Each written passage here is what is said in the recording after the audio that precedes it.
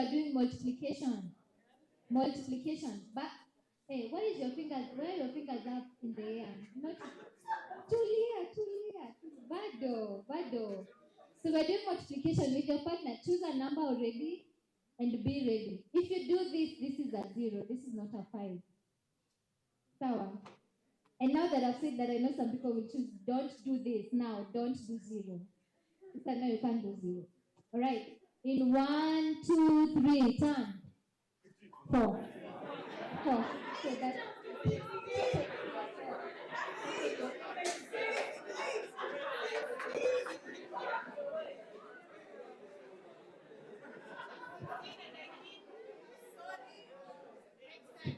all right. I know some people won and some people have lost, but it doesn't matter. You may have your seats, ladies and gentlemen.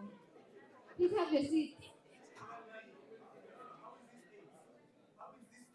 I hear this debate, so if you still want a face off, we can do it as we wrap up today. Some people are still feeling aggrieved. We can do that another round once we finish the agenda of today.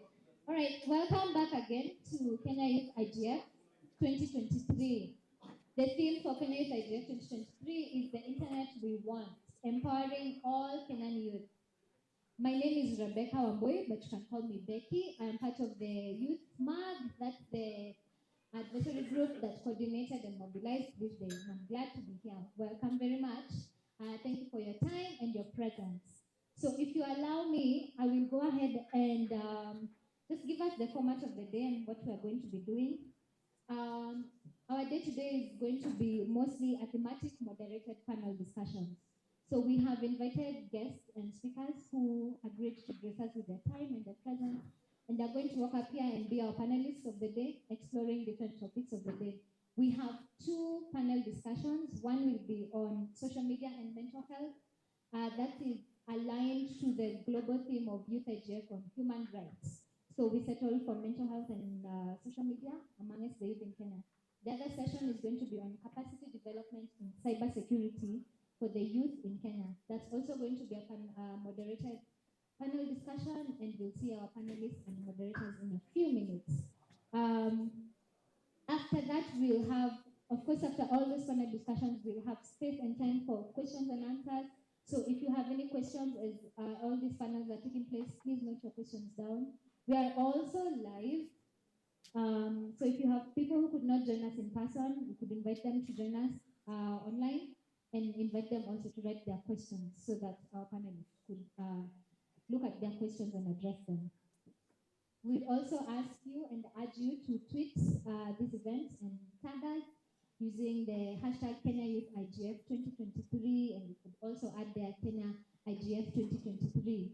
The hashtag is Kenya IGF 2023, and you can tag Tanet, tag myself, tag every other friend of yours who's here, and it would be a good thing to just give the other people who cannot be here with us today a rundown of what's going on. And then 2 panel discussions, we will come to the end of the day and call it an evening. But because we had some people who are aggrieved about how that little icebreaker event went on, we'll see if we have time for that. If we do, it would be nice to get new winners. If not, we'll call it a day. So without further ado, allow me to introduce and welcome Keith. Keith Andere is the youth moderator for Kenya Youth, and then he will open and give us his remarks as our panel is getting ready. Thank you.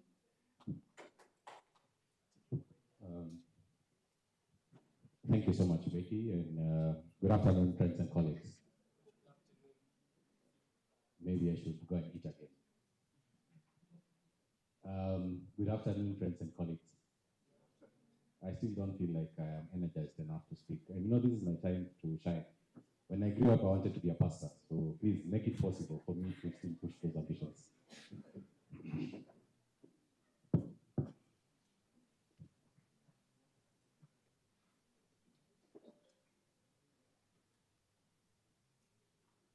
All right, I think with us we have our distinguished guest. So forget everything else that I said. If you took it on media, this is the official start. My good name is Keith Andere, and I'm very pleased to have all of you here.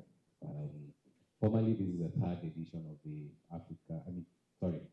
Kenya Youth Internet Governance Forum, and the Kenya Youth Internet Governance Forum is one of the youth initiatives within the IGF. So we are very pleased that the Kenya IGF, through the blessings of Kiktanet, we've been able to start this initiative to make sure that we have opportunity to engage young people within the internet governance discourse.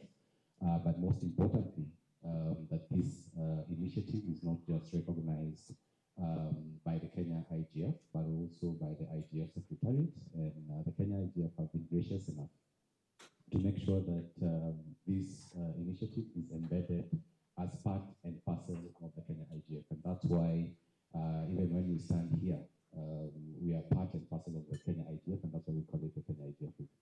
I must also recognize that even as we're talking about youth, there is the key component of children who are the next generation of youth that we're going to have.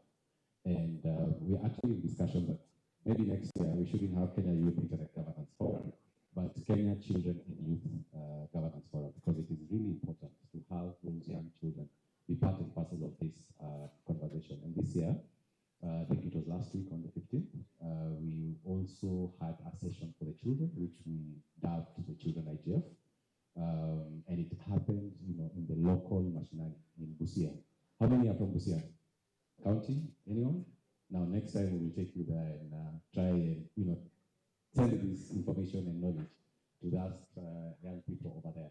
So fast forward, being the third edition, I think we've gone from strength to strength. When we started, there's been other initiatives to make sure that children also play a role. And Watoto na Watch through Lillian, who seated here, have done some tremendous job on it. But formally, we started engaging and planning the youth IGF about 2021 after COVID. And since then, we see strength to strength. I think the first time we had that, we had about 50 participants. Last year, we had about 80 or 90 participants, if I'm not wrong. And now we can see that the room is full. We have over 70 people here, and I'm sure there are quite a number of them online. So we hope that this will be a great opportunity for us to continue to learn, not just on the issues on the internet that we want, but also just as form of engagement, that this will also help us, open our eyes, open our minds with some of the issues that are being discussed here today and subsequently tomorrow.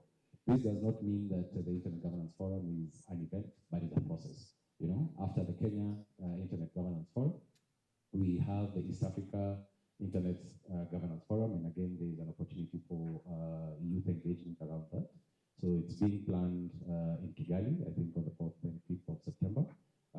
So watch out for that. After that, there is the Africa Internet Governance Forum. Again, is being hosted in Nigeria sometime in September, must be the third week. We hope that most of us will actually make it to Tokyo. We drive Japanese cars, and this is an opportunity for us also to just go to Japan and see their cars, how it is in Japan.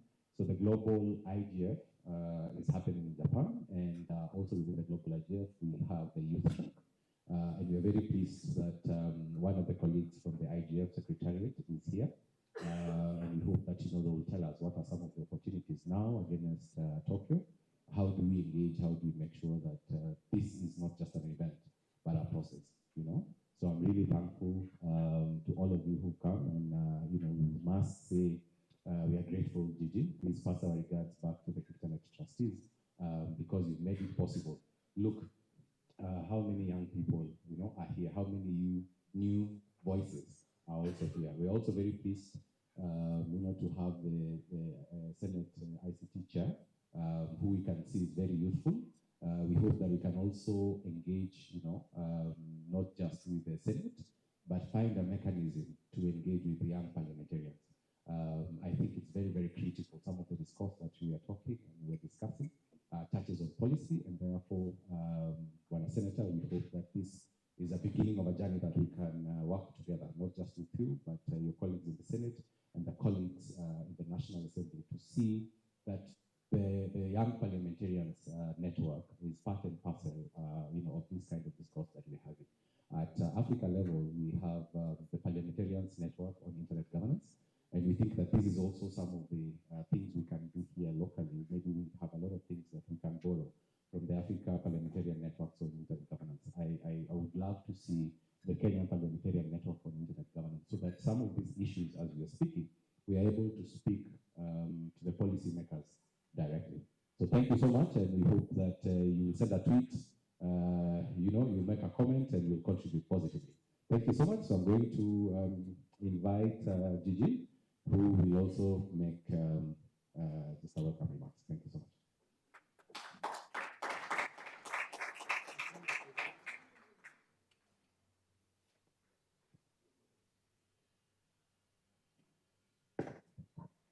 Good afternoon, everyone. Those of us who are not here in the morning, we just need to say that we had another event on privacy and youth, and this year there has been a lot of focus on the youth. I'm really happy to see that the room is full because when we were planning with the multi-stakeholder group of the youth, I did ask them, are you sure we are going to get 50 youth to attend the Youth IGF? And they assured me, because I told them if we spend money to book a room, to pay for the refreshments, and then we have an empty room, it's going to reflect so badly on us. So I'm really, really grateful that then you honored the invitation from the youth. And I think now this just confirms, like Kit has said, this is the third Youth IGF that we hold during the Kenya Internet Governance Forum Week. It just confirms that the Youth IGF has come of age. And I think, Keith, now this is something that we have to incorporate. But like Keith has said, it's recognized globally by the UN that Kenya has a Youth IGF. So be on the lookout from now on. Youth is also a very fluid age. If you don't make use of it, you will wake up one morning and you will not be a youth. You will have joined the rest of us at this other end. So make sure that you do something that you can be counted upon, that you contributed in shaping ICT policy. And I think, Honorable Chisang, we are really happy because, like Kit has said, you are youth. You really fit within this. So there's actually an opportunity to engage with the youth. So for those of you who don't know, KICTANET, I always like to repeat, KICTANET is a multi-stakeholder think tank that works in ICT policy and regulation. Every policy, ICT policy in this country, KICTANET has had a voice in it. Actually, the founders of KICTANET were the former CS ICT, the former PS ICT ministry. So you can see where it came from. And the first ICT policy in this country was actually spearheaded by KICTANET. Then in 2016, when we joined, we actually played a major role in reviewing what had happened within the 10 years since the ICT policy. So, Honorable Chisang, we need to look into what's happening. There's AI now. I think it's big. How are we positioned in terms of policy so that we don't regulate without an understanding? So I think we need to start having conversations on how, what does it mean for us? What does it mean for the youth? What does it mean for the startups? And generally, what does that mean for the ICT sector? So that we are very clear how we are going, so that when a law, when we propose a law, then it's a law that is supposed to really help us grow. So for KICTANET, we work in ICT policy. We do research, and in those researches, we produce policy briefs. And those policy briefs are actually what is suggested by the industry ecosystem as an issue. We are currently working on a policy brief together with Meta on AI. What does it mean? Like 5 key areas.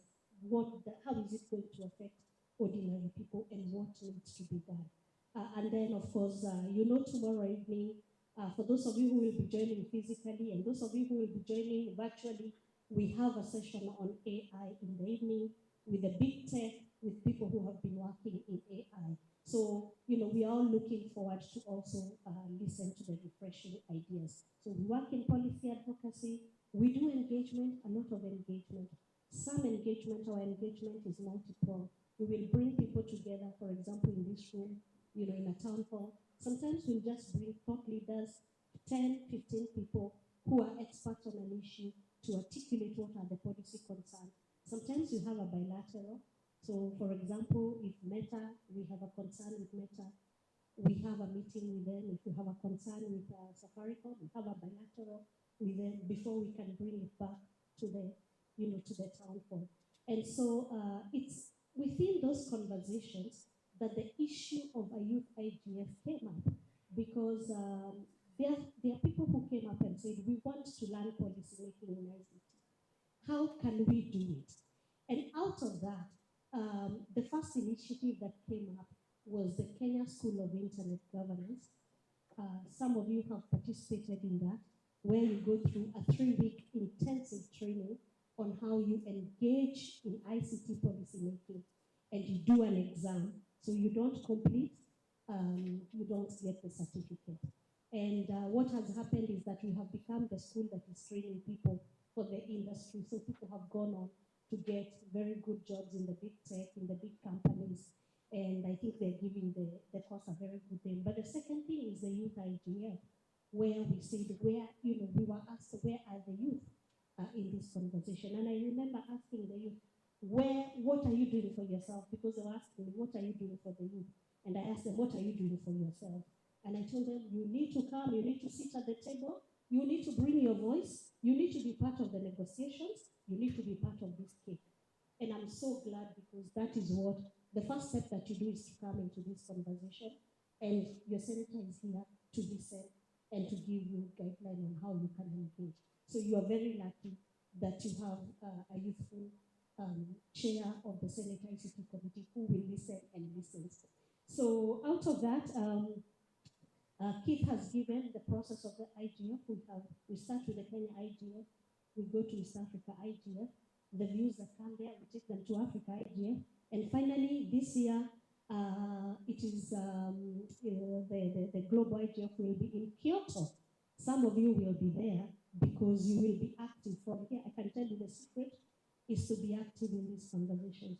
There are always fellowships to take young people to those global meetings, and Kictanet actually has been lucky to get some of those, and we have taken some of you, including people like Keith. That's how they started. Chakaris, that's how they started.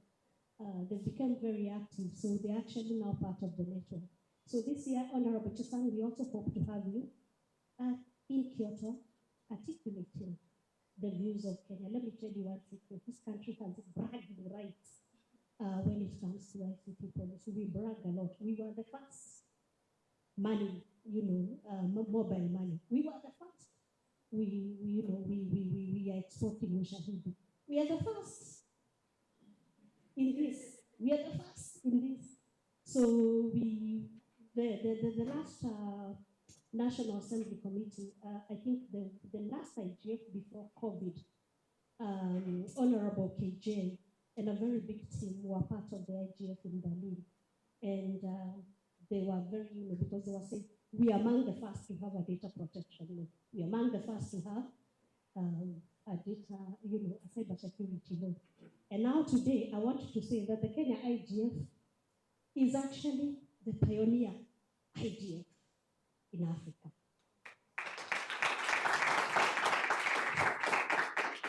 This is our 16th year. The global IGF, I think, is going to be on the 17th year. So you can see how we have been running. We have been running when it comes to ICT issues. We have bragging rights. So please, when we extend that invitation to you, usikuwe busy. Ukuje pia articulate mambo ya youth na what, because one of the things is that this country has declared it's a digital government. It's a government that cares for the youth.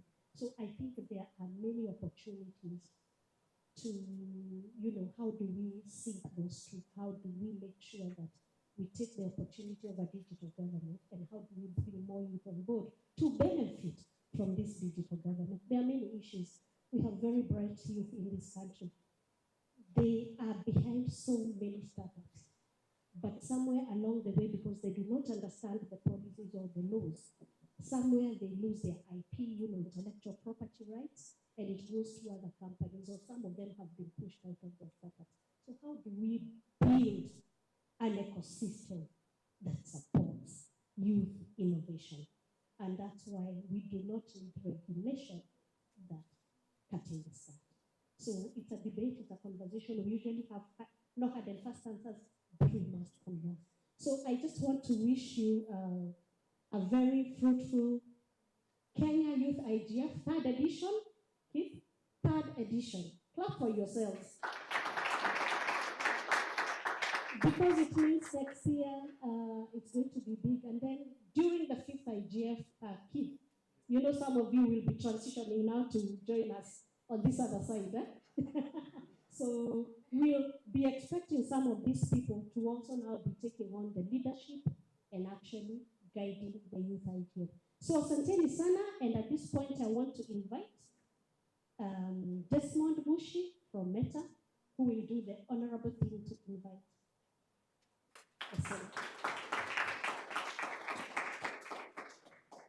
Asante. Good afternoon. Good afternoon. So I'm Desmond Mushi from Meta. How many of you know Meta? When I say Meta, just about everyone. So Meta is the parent company that owns the 4 platforms that we understand as Instagram, WhatsApp, Facebook, and Messenger, as well as other platforms such as Oculus.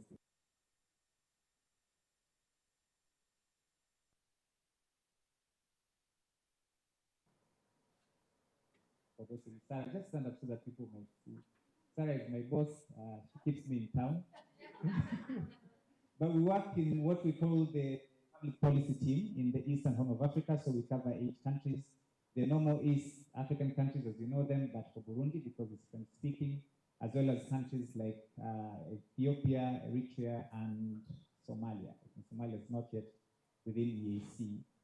And our work really as public policy is to serve as ambassadors between yourself, our stakeholders in the region, and Meta, the company, so the parent company. And when we say as ambassadors, is to make sure that you, one, understand the opportunities that Meta presents for Kenya and the region in particular, but also that Meta is aware of the aspirations and frustrations, if any, that youth in Kenya and across the region have when it comes to use of our platform. So really that's what we do. And I'll just say one other thing, why Meta? And just take you through a journey. I think in the 1950s, when a lot of us interacted with computers, it was through a mainframe computer. You went into a place to use a computer. I think in the 1980s, things changed and we had portable computers, but still you had to be sat somewhere to use it. Then over time, around 2000, we had almost mobile computing, so laptops and phones. And now things are moving into almost a virtual reality space. And if you're to think also about content, in the past, we usually, and I think some of you are quite young, I'm a little bit young, but I think a lot of you are much younger than I am. In the past, we actually interacted with websites. You went to a place and something was already there and you interacted with it. Then I think mid-2000, we started having platforms where we could actually interact. Something is sent to you, you respond to it. Then there's the age of social media, mid-2000s, where we actually had, for the first time, spaces where, like Ushahidi, where people could share content, others to react to. So when you think about Instagram, where someone can share a video, someone can comment, someone can like a comment and respond to it, that wasn't around, maybe 30 or 40 or 35 years ago. So that's quite new. So the nature of content is also changing. And these days, we see a lot of content that's audiovisual, and which was not the case before. A lot of content was text, and you'd say boring. Now there's a lot of short videos or just videos, so a lot of things are moving towards reels or TikToks and things like that. So a lot of things are changing. And I'm sharing this to just preface why it's important to have this particular session today, the Youth IGF, is because it affords youth the opportunity to think about the space that they want the internet to be for them. So in the next 30, 40, 50 years, we have the honorable chair here today, what would you want that space to be so that you can derive from it the kind of utility that youth in the United States or Germany or Tokyo would, and what is needed, and those aspirations that you might have, the insights that you might have, the kind of, there's that digital culture that maybe you've embraced it in a way that's a little bit different from some of our policymakers or ourselves. So those kind of ideas and aspirations is what we believe spaces like this are there for. The first ever youth IGF in Kenya I attended, I think Keith, was virtual. It wasn't as exciting as this. You wouldn't be able to have opportunities to guess mathematical numbers, multiply, and then you say 25 or something like we've started the day today with. This is much, much better, and we hope that this is just a start. We can, as Keith was saying, maybe in the future have such sessions in places that are not Nairobi. Take it to a place where maybe the youth that do not have the luxury of getting to Nairobi can also share their own opinions and frustrations and opportunities they think about the future. So that's really why we're here. That's why as Meta, we support this process. We take part in it. We don't just support and stay outside. We support and also meaningfully engage so that we can listen and learn, and so that we can know how best to improve our platforms so that they can be of great value to you. So I just wanted to say that and just thank you also for your time, for making your time to be here today, but especially thank our guest of honor for making, I know this is a very, very busy time. I'm from Tanzania, and I know I was going to go to Swahili, but mwezi wa tano na wa sita, in policy making is probably the busiest time. So for you to find time to be with us here today shows the kind of seriousness that you put on matters like this.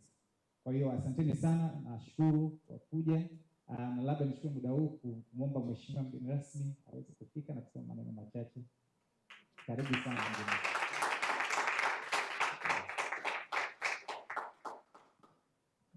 Thank you very much.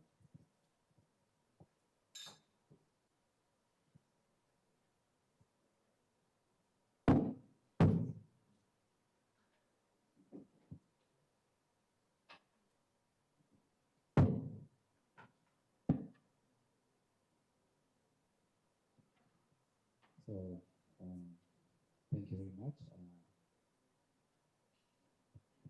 My name is Alan Kiprotich Chesang. I'm the Senator from Nzoia County and also the chair of ICT on the Senate.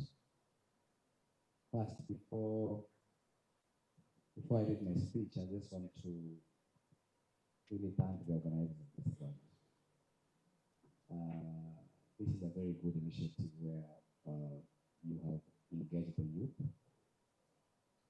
And the reason why I'm here today is not because I was not busy today.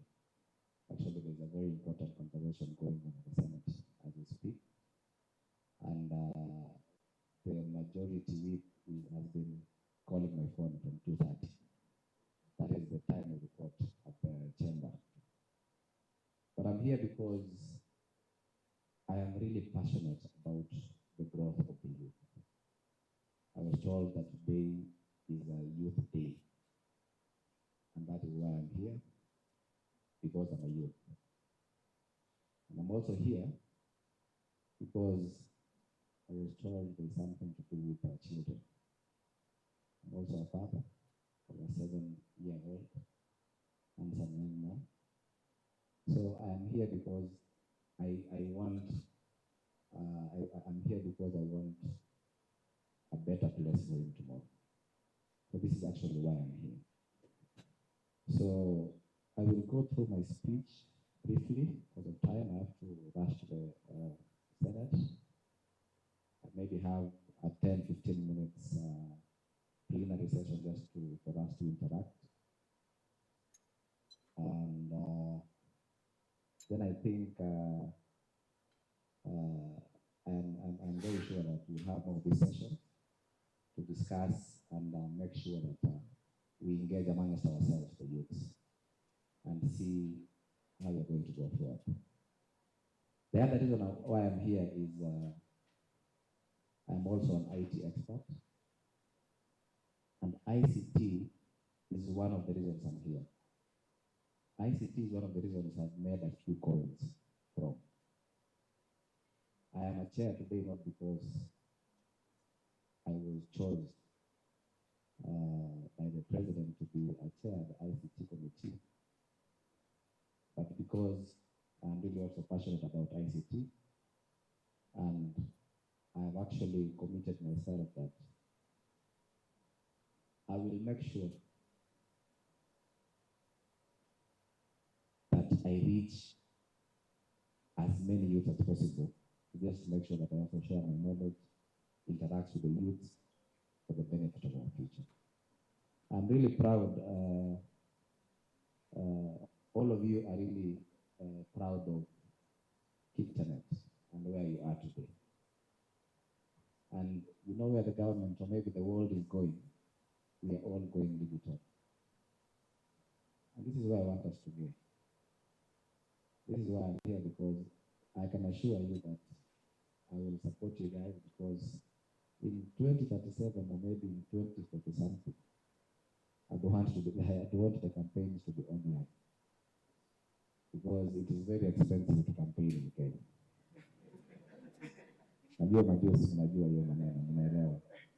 You cannot address people na hujawacha kitu, si kweli? So thank you very much, guys. I am just going to go through my speech briefly. Then we have a plenary session. Also, maybe share my experience about how ICT has been, how I've used ICT to make some few points. But I believe he said here was you have to be a pastor when you grow up. Where's Kip? I'm really keen. I really want to know what happened in between.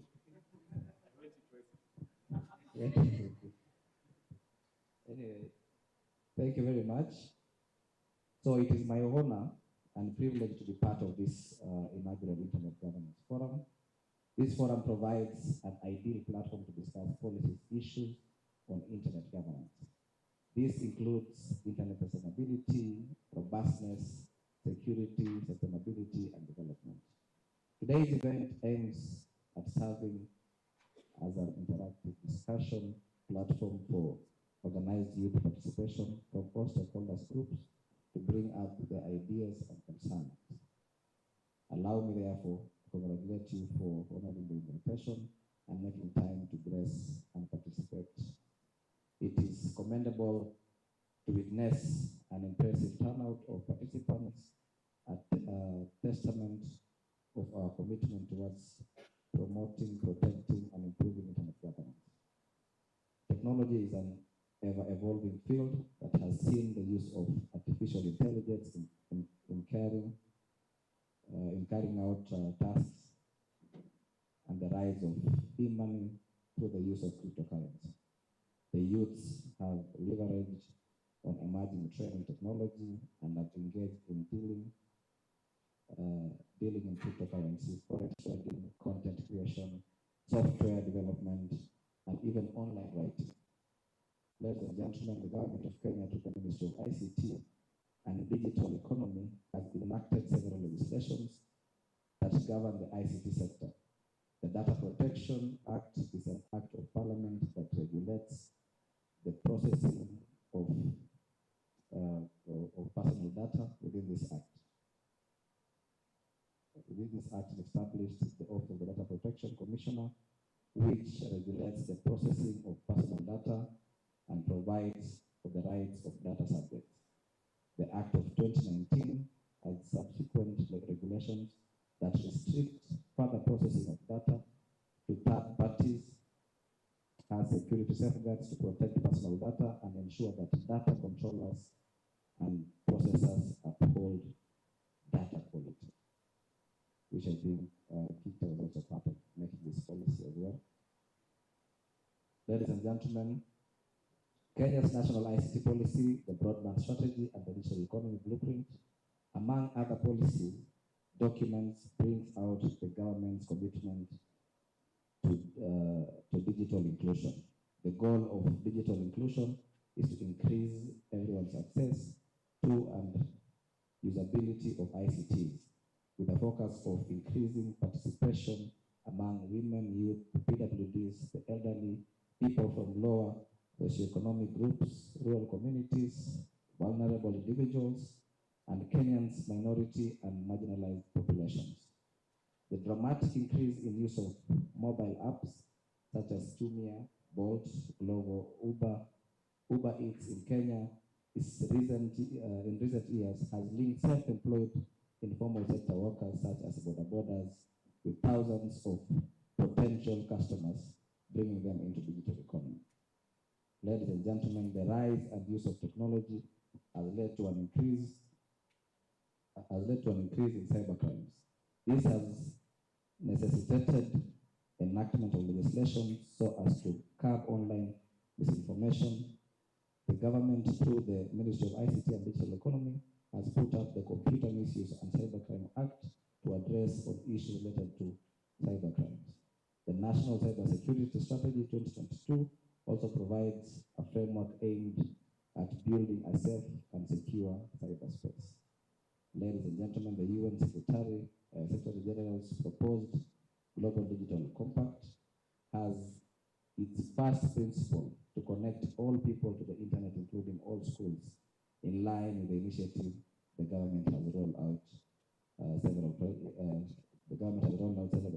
several projects, such as the Digital Literacy Program and the Constituency Innovation Hubs. The government has also embarked on putting 2,500 Wi-Fi hotspots all over the country to connect people to the internet. DLP aims at integrating ICT with education in primary schools so that pupils could be well versed in areas such as coding. The hubs are aimed to train the youth on digital skills so that they are able to create employment for themselves.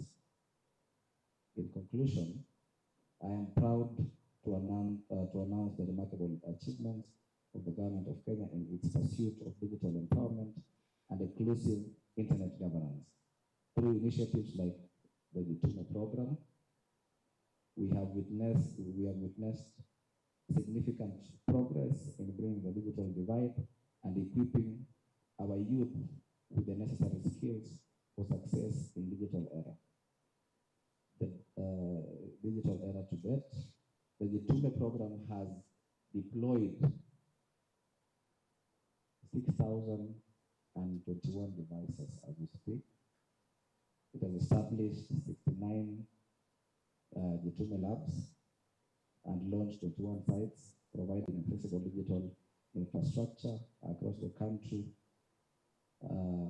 Additionally, 46 Wi-Fi as well hotspots have been set up in various locations, primarily in markets, to enhance connectivity for business and individuals. The program has already trained 3,517 workers, with 650 of them now successfully working online, earning a livelihood. Looking ahead, the Jitume program aims to implement 1,450 digital hubs, that is across every ward in this country, 2,500 Wi-Fi hotspots, ensuring even greater access to digital resources and opportunities, with a target of 3 sessions per day and a capacity of 100 students per session. These digital hubs will be able to train staggering 435 students per day. That is if the 1,450 digital hubs are implemented. This achievement highlights the government's unwavering commitment to digital inclusion and the empowerment of our youth by equipping them with the necessary digital skills. We are nurturing a generation of innovators, creators, and entrepreneurs who will drive our digital economy forward.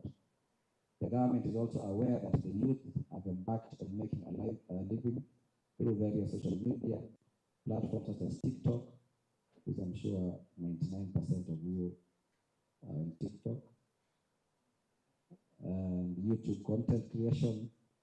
Bearing this in mind, it is keen on enacting legislation that will favor the growth of the digital economy. It is my wish that this forum creates a platform to share best practices and experiences, identify emerging issues, and contribute to capacity building for internet governance. So digital literacy is not just a skill, it's a superpower that empowers the youth to shape the future they want to see. So thank you very much, ladies and gentlemen. And now in brief, I just want to share a short experience with you. I developed my interest in ICT some time back in 2012, I think. That was after campus. And this is what I was doing as my part-time because I had insomnia. I couldn't sleep by that time. I couldn't sleep. So I developed interest just to learn. And luckily I had a computer that time. So I used to spare some 3-4 hours at night just to familiarize myself with the internet and actually Google. What I didn't know, I used to Google. And somehow I really liked IT. I think maybe also I didn't have money to go out that time. So the only option I did was to stay and make sure that I was my computer's best friend. So myself, I've never wanted employment in my life. But one day I went to visit my cousin at Raya Lipingo. My cousin was doing his attachment at Raya Lipingo. Raya Lipingo is a company that sells Tyson fiber in Mombasa. So one day he went to work.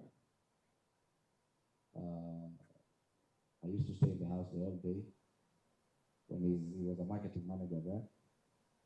When he came back,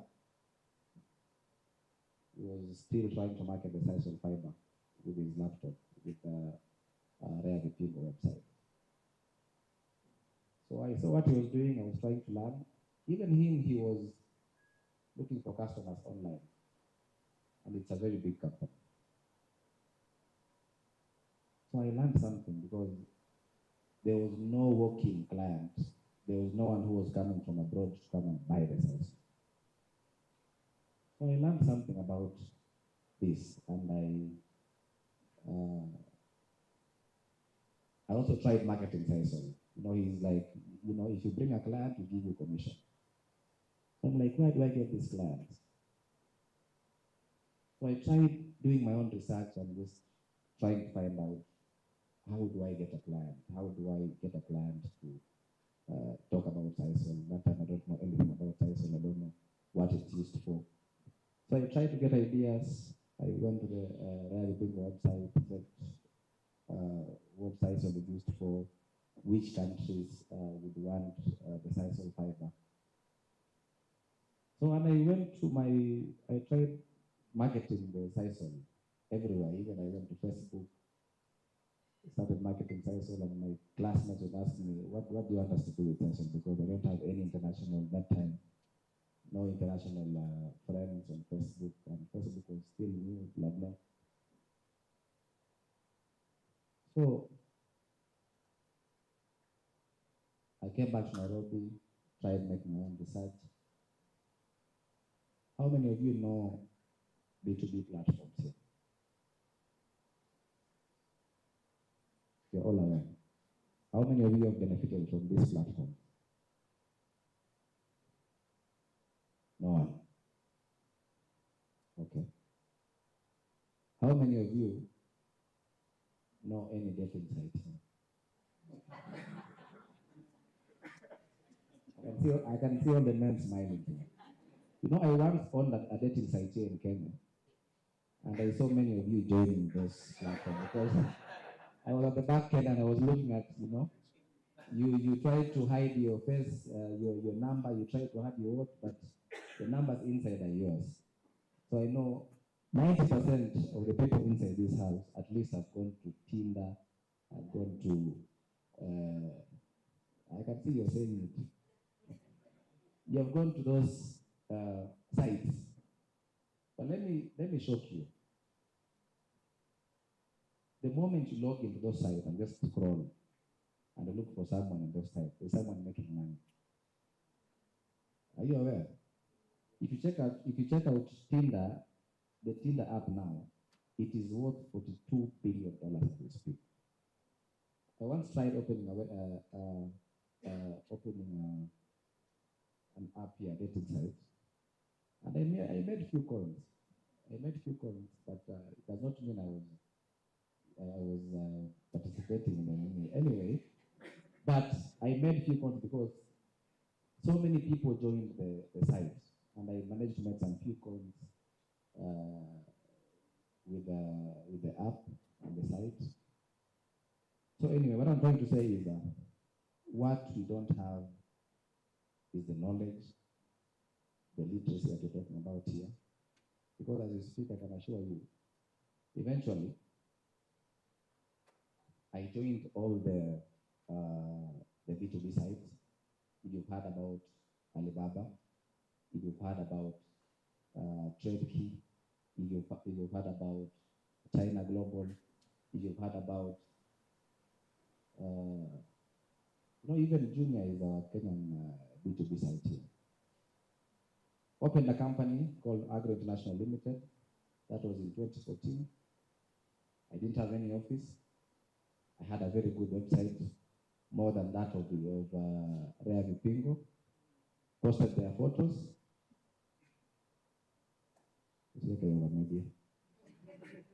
Posted their photos, their products, and I became bigger than them in terms of marketing online. So I used to get enough orders, more than Rea Vipingo, enough orders, more than any other company in Mogotio, everywhere. So what I used to do is this: I get the orders, I source from the sellers, and I make my commission. What I used to do is just go and negotiate with the sellers. They give me my cut. I was making $100 per ton. So if $100 per ton, every container had 14 tons. That is a 20-foot container. If it's a 40-foot container, it had 28 tons. Sometimes I used to get 10 containers in a month. I want us to do a very simple mathematics. And I have no office to pay for. I'm not paying any rent. It is just a company online. So if I got an order of 5 containers, 5 40-foot containers, I was making $100 per ton. So that is 40-foot container is 28 tons. 28 times 100.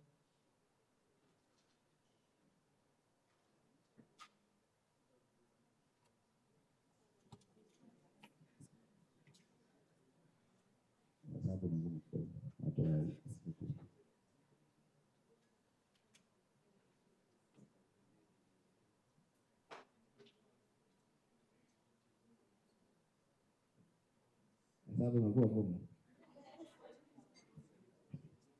So you can imagine, let's start with one container, okay, of 28 tons. Times 100, one container is $2,800 per container. Times 5. That month I've received 5 containers, an order of 5 40-foot containers. 2,800 times 5, how much is that? $14,000. And I have not. Are you getting me? So I take no tax, Sijui kama tunaelewana. This is all about just marketing online. Okay? So I go to their Vipingo, pay them. They are 2,000, they are $2,400 because I used to sell at $2,500 per ton. So I pay them that $2,400, I keep the balance. And they ship the goods for me. But of course, the clients have my contact, they don't have Royal Vipingo's contact. So they know Agro International. Are you understanding me? So this is all about literacy in ICT. This is all about what we're talking about training our kids. It's building a good platform for our kids. Because where the world is going, juzi mulikuwa mulika mwizi, sasa hivi mko na macho tatu iPhone. No one wants to go back there. This is where the world is going. So we need to embrace and support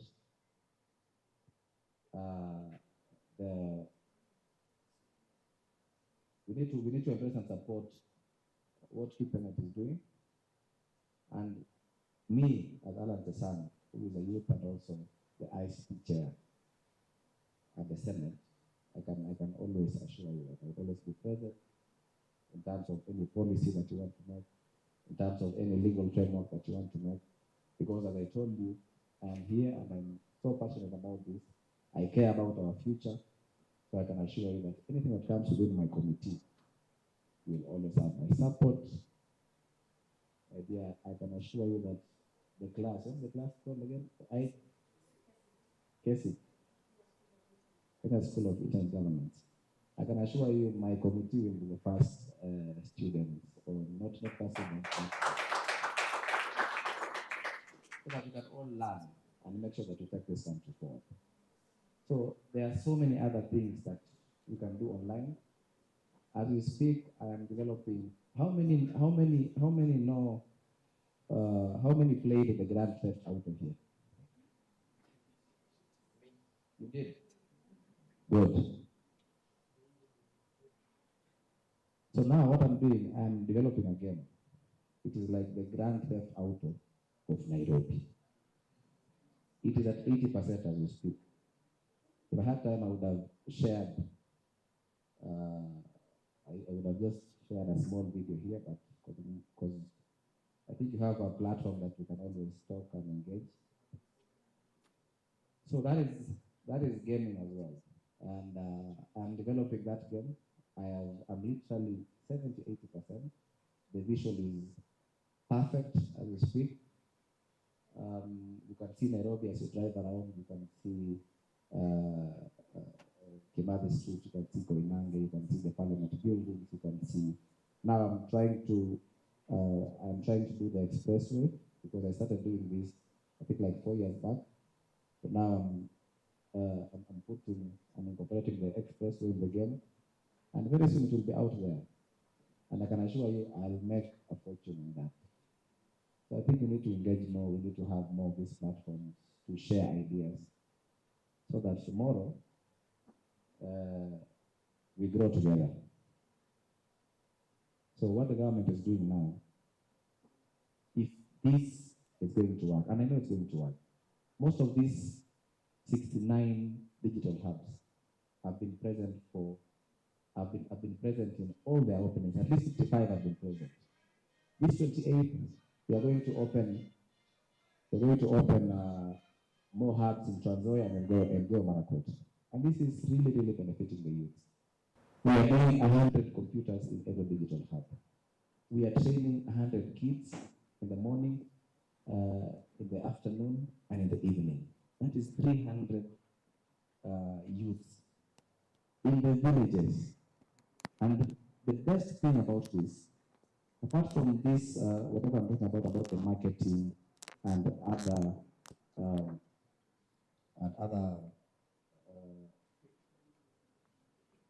the government has jobs already for these people. After they are trained, they are working. So once you're trained, there is work available for you. So you can imagine this about, of course, sharing more ideas, more lessons, more classes. And I'd love, I'm sure now that Victor is here, it is very important that we engage also so that we can also give lessons to these kids in terms of even the policies and the legal frameworks of ICT. So it is important it starts down there, but it's going to make our work easier. So otherwise, I don't know, maybe we can do a small plenary session of like 10, 15 minutes to touch on whatever I've not talked about. But I encourage this. And I'm really, really, really thankful for the organizers of this event to invite me here. Just to engage with the youth. I'm really happy, and we should do more of this actually. Yeah. So maybe. Exactly. So I think we can do a small plenary session for like 10 minutes.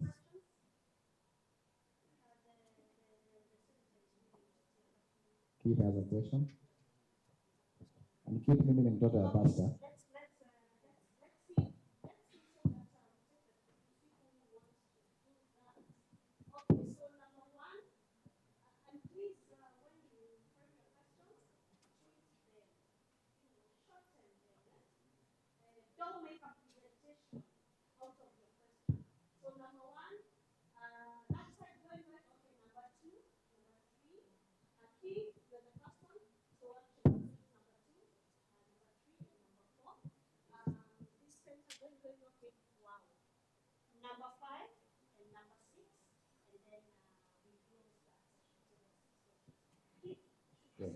Thank you so much, Honorable Chasa.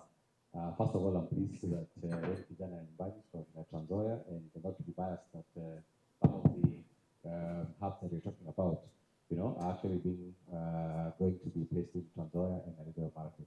But maybe just for the benefit of many of the young people who are here, and most who are connected online, and perhaps many who are still at home. How can we plug in beyond just learning? How do we become resource people?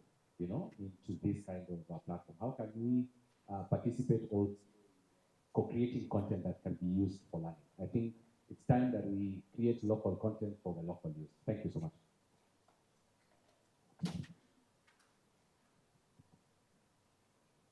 Thank you, Keith. I think 2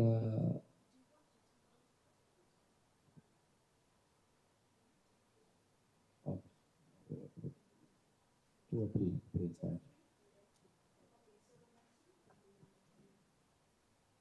Thank you very much. My name is Joy. My question is, you being the chairperson of the ICT in the Senate, what is the government doing to ensure the ratification of the Malabo Convention, that is the AU Convention on Cyber Security and Personal Data Protection, to ensure that cases of cyberbullying and data protection, cases of cyberbullying are clearly eliminated in the country, or are the internet jurisdiction? Thank you.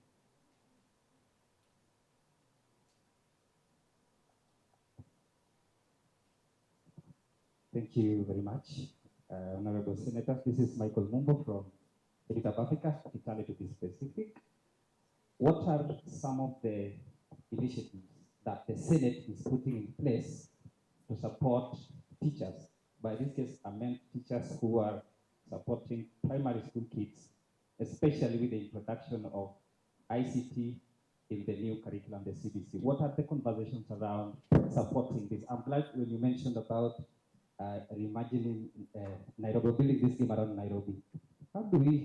What are the initiatives that the Senate is doing to allow this kind of initiative also to be brought at the local level? So thank you so much. You want to take those?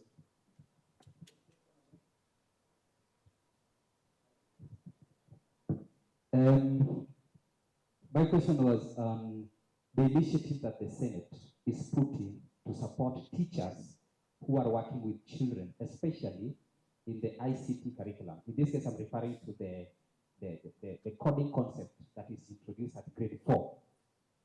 What are the initiatives at the Senate that are put in place to support, especially the teachers who are working with these children in very remote schools, to be specific, like Wehome Primary, which I know we know very well from Kitale? Thank you.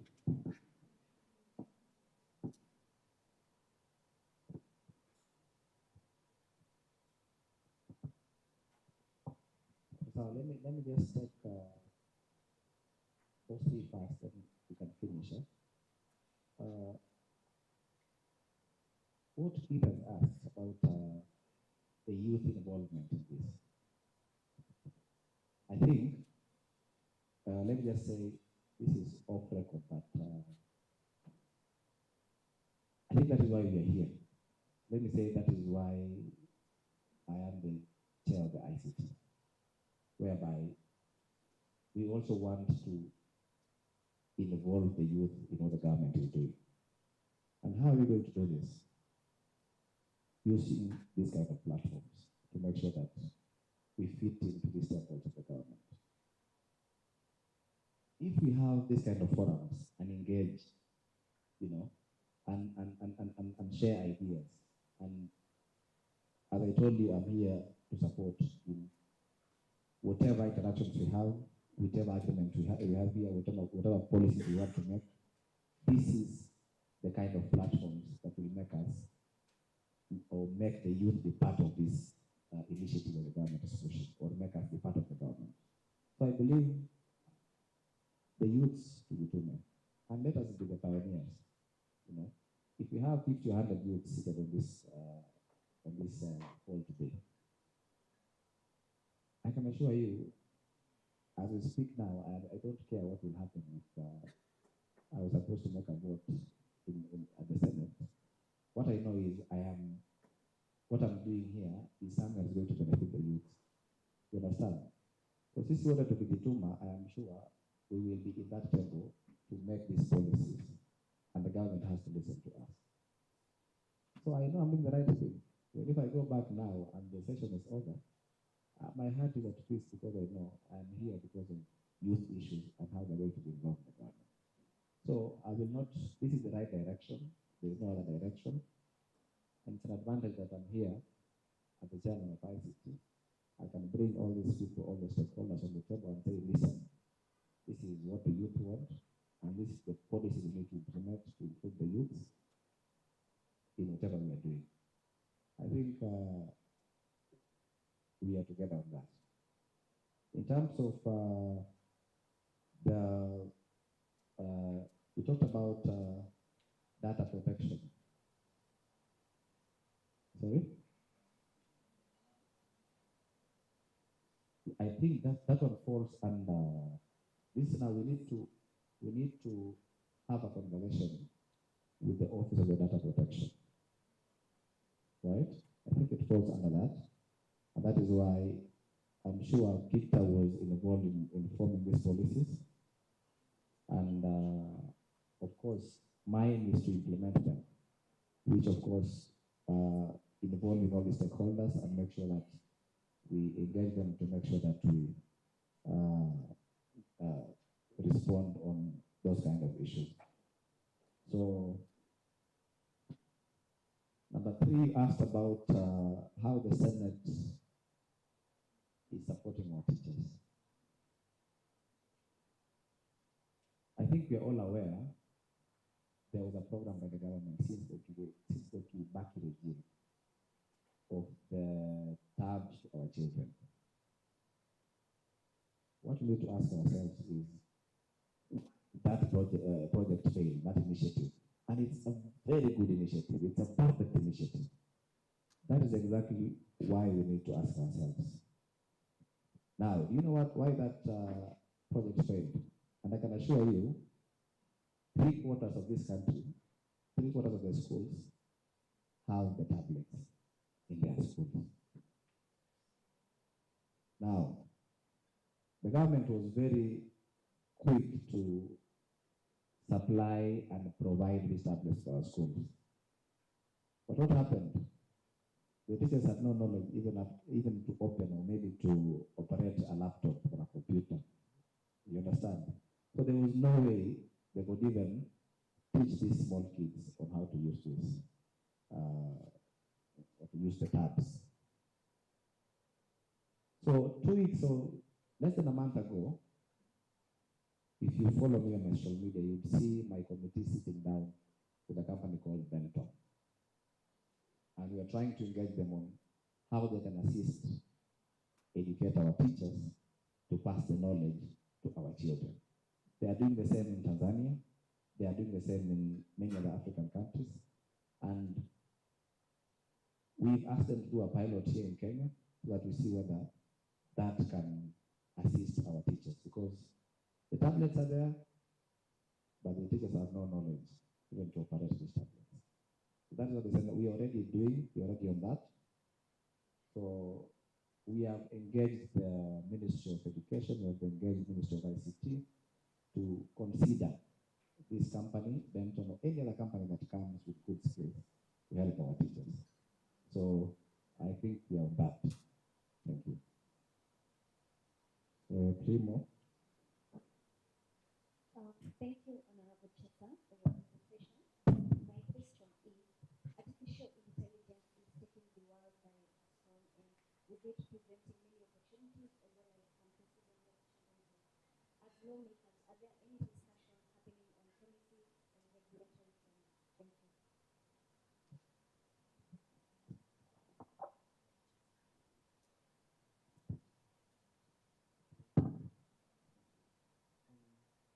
Thank you so much.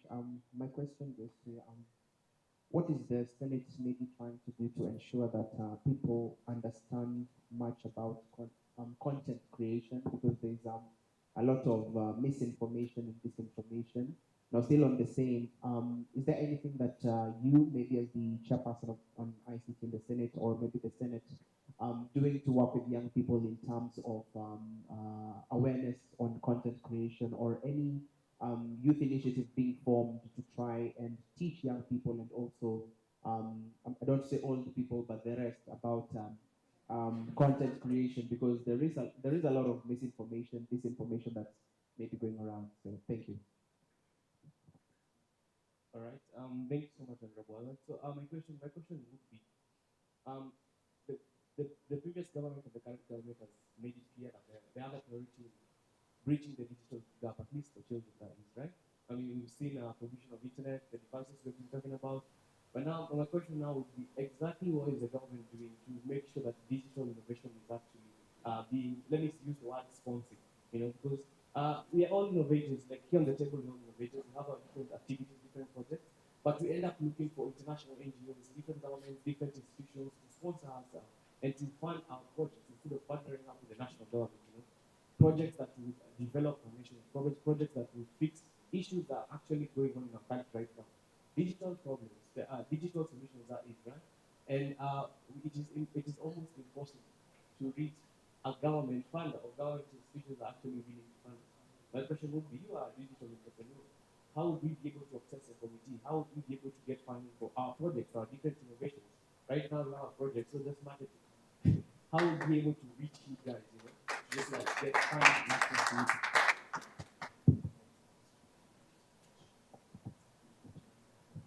Thank you very much. About AI policy, there is a policy that is being formulated as we speak, and we have the European Union, the German embassy, and other embassies are very willing to support actually this policy. So we have a bill coming in Parliament, but I really don't want to talk about it now because it will be a bit premature of me to talk about it now because it has not been taken off the table. But I can assure you there's something that is being done in terms of artificial intelligence. So that one I know. I've been in several conferences with the government, but as we keep on engaging after the first tablement, I'm sure I can be able to share. That's why I'm saying we should be doing more of these interactions and find a platform where we can communicate so that we are on the same page. So my brother here has talked about content creation and others. Let me tell you something. We have been discussing this thing as we were having lunch. We have so many youths who have created their content. They have developed apps. And actually, this is just one question with what my brother from the center was concerned about. We've had, actually, I have a bill in Parliament to protect our youths in this kind of things. Many of our youths have developed apps. Even the M-Pesa app was developed by a youth that I know personally. But as we speak, he has nothing. He has nothing. The same NGOs and the same organizations, the same big companies, international companies, and even our local but big companies, take these things from them. We have been discussing this same issue, and I'm placing a bill in Parliament as we speak to protect our youths. So, for example, if the youth who developed M-Pesa, as we speak, you can use M-Pesa so long as you have internet anywhere in the world right now. This gentleman was given very few coins, not few coins, of course, some good money. He got excited. He has never received millions of money in his account. Of course, as youths, you will buy a nice car, you will do what, you do what. Ingine, unapiga sherehe. Ni kweli? After 1 year, you have nothing.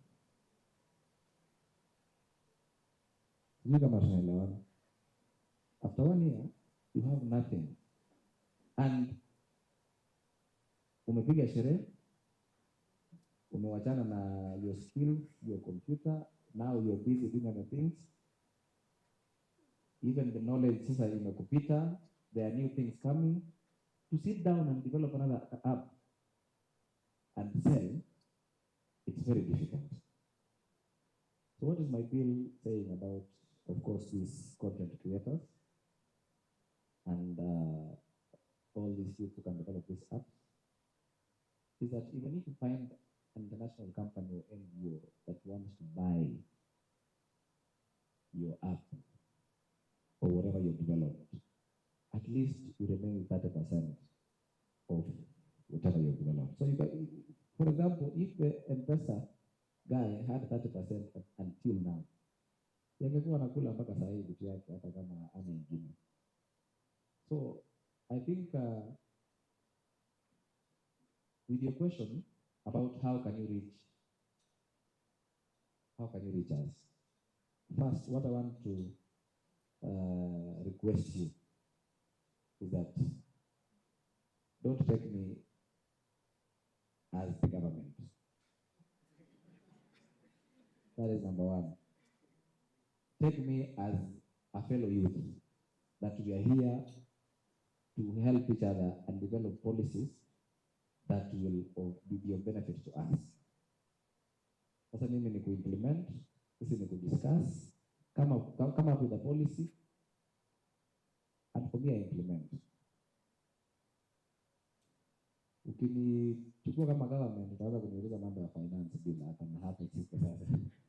So I think as we have agreed as the youth, let's think of things that will favor us. Let's think of things that will benefit us in the future and benefit our kids as well, so that tusonge pamoja mbele. If we feel like the government has left the youth behind, let's think of how we're going to engage the government to make sure that we are part of whatever the government is doing. So please, naomba nikuja hapa kama mmoja wenu, tusaidiane kuunda policies za my brother. Sijui Kiswahili sanifu sana, lakini nadhani tunaelewana.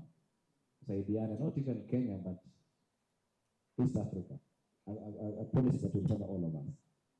So I need more of these engagements. We need to discuss. We need to invite other people who can just come and mentor our youths. Because I know how much youth are struggling. I know how much life is hard, life is difficult, and everyone is looking for a way to, make it in life. So we need to engage and we need to share. If you don't share, you will not know. And I'm someone who I will share all my knowledge, that if I'm in problems tomorrow, you'll be able to assist me because you have. So, tafadhali, I thank the organizers and please engage us and not even include us in when you're organizing this kind of sittings and initiatives. We can also sometimes even host and just discuss with our youth. So, tafadhali, because of time, let me just once again, appreciate all of you. Just most of you, I'm sure you also had other engagements to attend to. But you left everything to come to this event. So let me just appreciate you guys once more and appreciate the organizers. Please include me in whatever you're doing. You have my support and also chip in to make sure that we sit down and engage and tutengeneze hii maisha pamoja. Otherwise, guys, thank you so much. Naomba you'll allow me to rush to bunge so that pia mimi ungo isiharibike huko. Ile anasema huyo hakuvote sasa kutoka kesho kuna by election huko tuanze hiyo. So thank you very much. Thank you guys. Asanteni sana.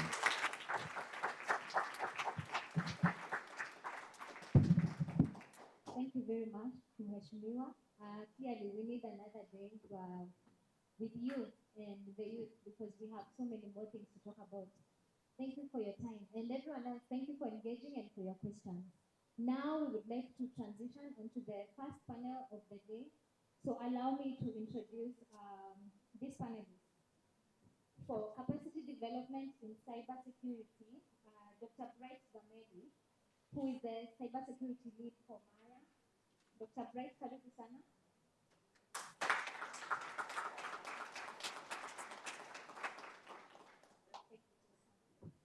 And also allow me to invite Anthony Moyoro, who is the Associate Director, Cybersecurity KPMG East Africa. Anthony, karibu sana.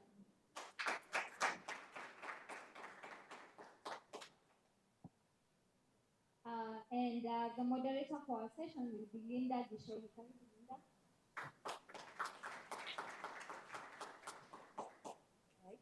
Thank you. So again, this will be a panel on the capacity development in cybersecurity. If you have questions, please jot them down so that we ask them at the end. Welcome.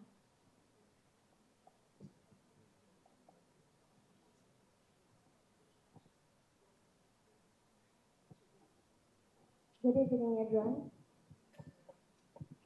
Good afternoon, everyone. I hope you're doing fine. Turn to your neighbor and tell them, don't be so serious.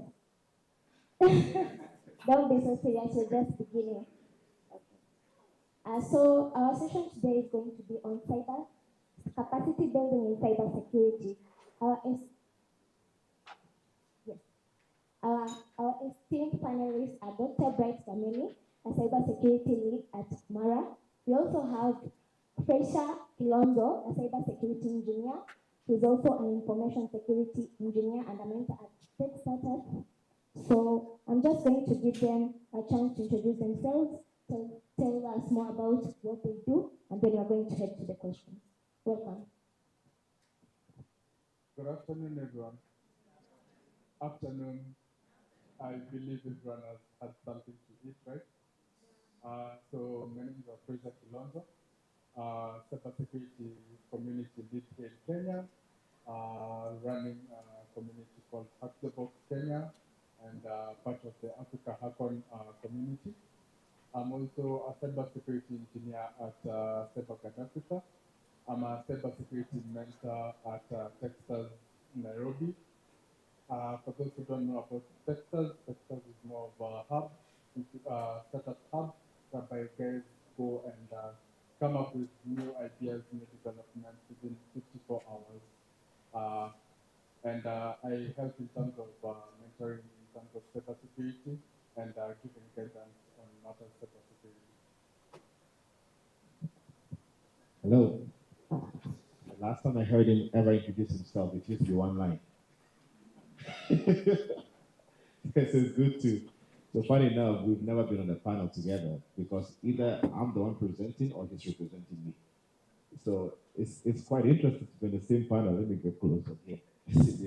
Anyway, so my name is Bright. I'm a cybersecurity lead at a company called Mara, which deals with blockchain and cryptocurrencies, but it's more blockchain that we look at. So I work there as a cybersecurity lead, trying to build a layer 2 chain, which we have actually built. I'm also the founder of Africa Hackon, the CEO of CyberGuard Africa. He's the only employee I have. But we do have a lot of work that we do. I'm also a lecturer at Strathmore University. I'm a part of a few technical board of directors for a few companies like Moringa School. You all know EC Council? Yeah, EC Council for Cybersecurity. I'm also part of the board of directors, technical board of directors for the threat intelligence. And yeah, a few other things. I don't know. I think that's just about me. Thank you. Thank you so much, and welcome to the Kenya Youth Internet Governance Forum. So I'm just going to take the question. What are some of the key cybersecurity threats and challenges faced by the Kenyan youth, and how can capacity development programs help them navigate and mitigate this risk? So, you can start. One of the biggest challenges is for guys getting resources and also getting into spaces whereby they're able to learn. How can I be able, especially for cybersecurity, how can I be able to learn about cybersecurity? Majority of the places you check out online are quite expensive, damn expensive. And for me, I'm a product of free online learning. As long as I have internet, no matter what machine, I've taught myself cybersecurity from second year campus. From second year campus, all through. And each day is a learning day, even as I work, each day is a learning day. So going online, there are so many free resources online, there are so many free tools online. As long as you have the will and mindset that you want to learn, you will most definitely get all the resources. Getting friends who are in the spaces, getting people who are in the spaces, getting mentorship. So many guys are quite, quote unquote, if I can call it, lazy. Why do I say lazy? Because some of the guys who approach me and approach Dr. Bright, yes, they want to learn about cybersecurity. But the first task when it comes to learning about cybersecurity is, have you done research? Majority have not done research. And if you give them that space to go and do research and come back with something that will show them, that will show their interest, then there's nothing. So I think that gap, that will, the yearning want to learn more about various parts, not just cybersecurity, but various parts within the tech space. You asked about risks, right? Yes. So there are so many risks that the youth get exposed to. Right now, information is so available that it's very easy for you to be able to actually get exposed to anything and everything. Back in the day, when I started learning cybersecurity, I was pretty young. I was 8, 9, 10 years old, thereabouts. Don't guess my age, relax. Yeah. And at that time, most of the websites you go to are pornographic websites, because when you actually want to learn any kind of technology, they actually bring such things. So you see, I was able to refrain from them because I know how to evade them. So now, you can imagine there's so many Telegram groups, WhatsApp groups, Instagram groups that can try to bring you to such things. And the risk that poses is that you are actually getting exposed to some of the negative aspects of things as well. I've seen so many people who try to get into cybersecurity, and the first thing they look for is what? Hacking, right? And cybersecurity is way beyond the whole hacking kind of lifestyle.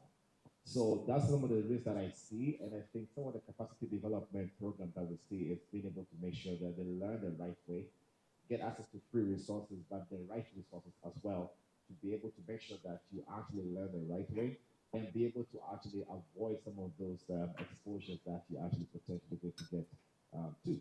Yeah. Thank you so much. Dr. Bright Family, I think I might add on that you got your PhD at 28 years old. It was by mistake. I kid you not, it was a mistake. So anyway, when I started PhD, I finished my master's at 26, but instead of doing 24 credits, I ended up doing 42 credits. The reason was because I just wanted to go to every class. I hear about it, but I see the courses list and I'm like, I just want to learn everything. Do you know why? Because the Kenyan system has taught me to do 18 hours in university.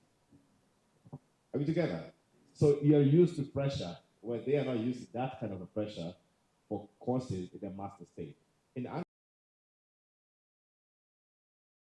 where I did my master's was these guys read a lot.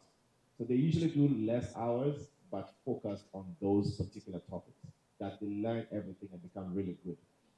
Now I went for all of those classes because I ended up doing 42 credits. So when I finished, I came back to Kenya, my dad sent me back. So I had to call back and tell everybody, everything I sold in my house, please bring it back. And guess who actually sold things back to me at a higher price? Kenyans. Eh? Yeah.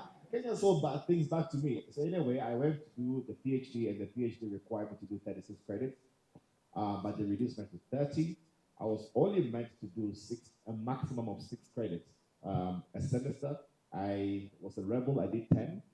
So 10, 10, 10, that's 1.5 years. I completed that. And also, I started my PhD research at the beginning. I knew what I wanted to write about. We had 36,000 Wi-Fi passwords in Kenya, 100,000 account details of people who are on the Wi-Fi in Kenya, and all that took 12 hours. Now we have more. If Fraser and I want to tell you some of the things that we see in Kenya, I think we potentially have everybody's details in this room just by your phone number or ID. We can actually pick everything about you. Your NHIF number, those who drove in here, we know your number plate, we know your details, we know where you live. We have every detail about you. But yeah, so such research-driven kind of thing is what got me to finish at 28. But I think pressure from my dad is what got me to do, and the pressure that I got from Kenya, actually, that helped me. Thank you so much. Speaking of education, knowledge, and skills, what are some of the essential skills and knowledge that the Kenyan youth need to develop in order to actively contribute to cybersecurity efforts in the digital age? Research. I think we have a very bad culture of not being able to learn, do a bare minimum. Every week, I get at least 6 people who get to my DM on Instagram and ask the question, teach me how to do cybersecurity, teach me how to hack, teach me how to learn how to do cybersecurity. And the first question, like I told him, Fraser was a victim. He actually approached me via Instagram, and I told him, go read and come back. Go do the bare minimum reading. Let's go find out what does cybersecurity as a career really entail, and come back. If you read that and come back with some sort of tangible details, then I can take you on, I can actually help you. And I've done that experiment with so many people. Some of them came out really good. One of our youngest mentees is called John Collins. He's 18 years old. John Collins is the only person I think I know in Africa who has a certification called OSCP. Google that. Offensive Security Certified Professional. It's a 48-hour exam. First 24 hours is pure technical hacking. You're not sleeping. The next 24 hours is a report writing, of which you can actually fail the entire exam because of not writing the right report, because you missed out a particular name of a tool, or you misspelled a tool name. Yes, people fail because of a tool name, so you actually failed. John Collins is the only person I know currently below the age of 20 in Africa who has that certification. The other one is Michael Chasanga. Michael is 19 years old. This guy, if you put him right now, all your phones will be buzzing because the guy can break into anything in a wireless network. Who else is there? There's quite a number. So most of the mentees or the guys we have are below that age, but because these guys do research, these guys read. They read and come back and say, can you help me with the next one? Same as Fraser. Fraser was an enthusiast when it comes to cybersecurity. And you come back and say, I've read this, I've tried this, does it work, does it not work? Now, let me tell you something. There are meetings I don't go for. I sent Fraser. There are presentations to board of directors. Even today, we did a board of director training.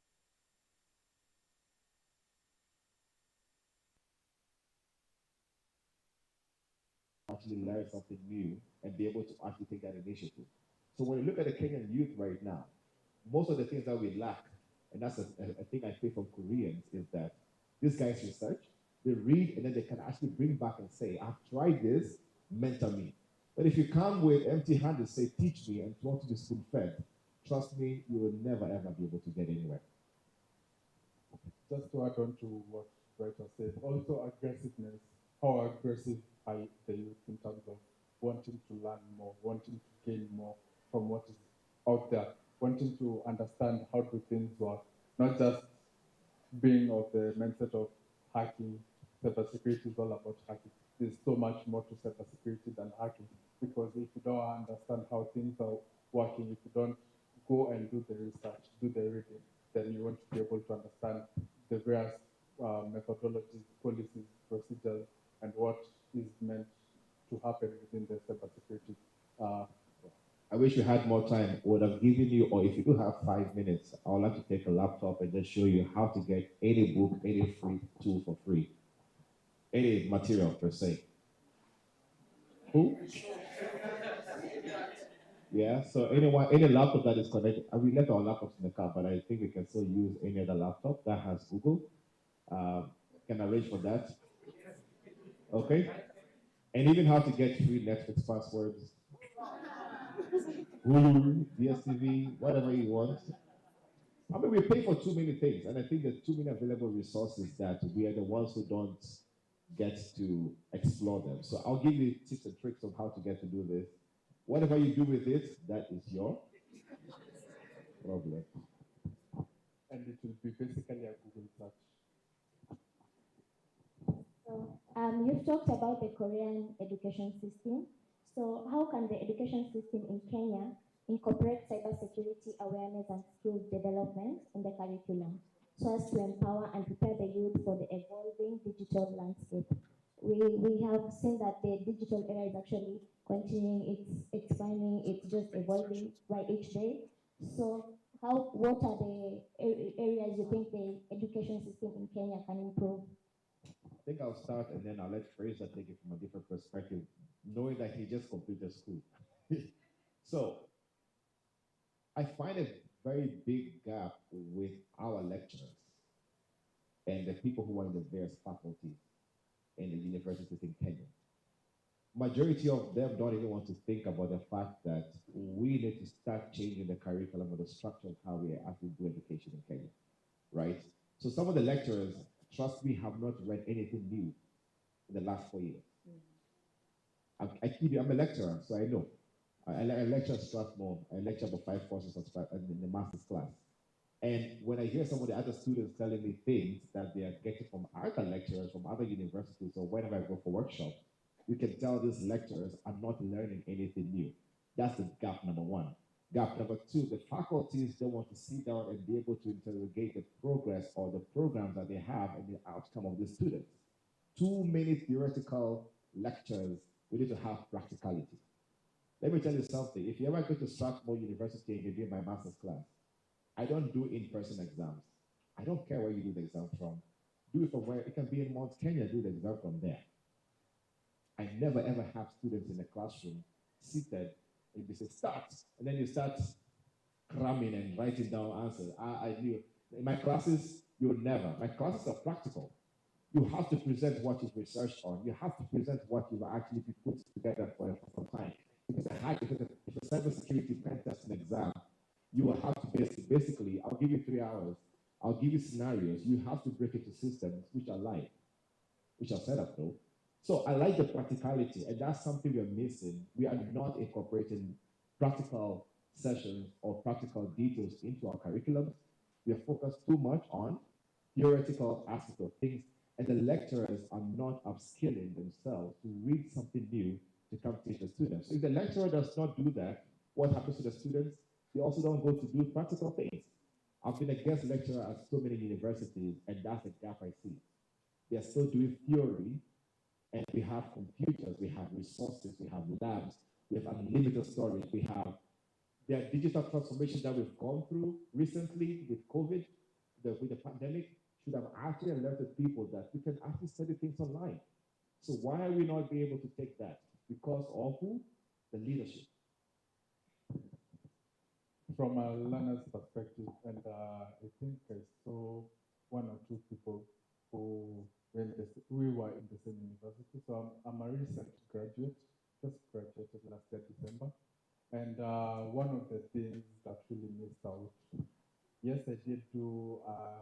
IT-related course, but did it have the IT practicality? No. Did it have theoretical stuff? Yes. Was it in depth? No. Is it something I can apply outside? No. Would I self-teach myself? Yes. So when you're looking at it, how can the government, how can the various learning institutions upskill in terms of help us grow, not just teaching us the theoretical aspect, as Dr. Prater said, but teach us more of the practicality. How can we practice this, even as we prepare to go out into the market and work out there? How can we be able to use whatever we are learning? Yes, we saw the government using up of programming to assist in terms of skill growth. Sometimes I don't think even the lecturers need to learn how to code. I don't care if they have to code because we have ChatGPT that can do that for you right now. I don't care if the lecturers don't know how to be able to do some of the practical hacking skills, but they should be able to know the avenues that they can actually guide the students to go do stuff. I am not the best when it comes to hacking, but I can guide somebody and tell you there's a mistake there and go learn something. But basically getting accessible resources, right? And that's a gap which we are finding.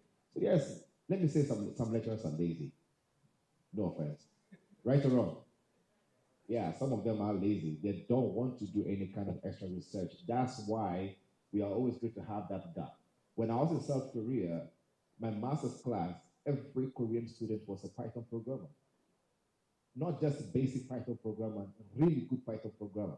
Now look at Bright. This is me spending all the night trying to read to become as good as them, but I can't be as good as them in such a short time.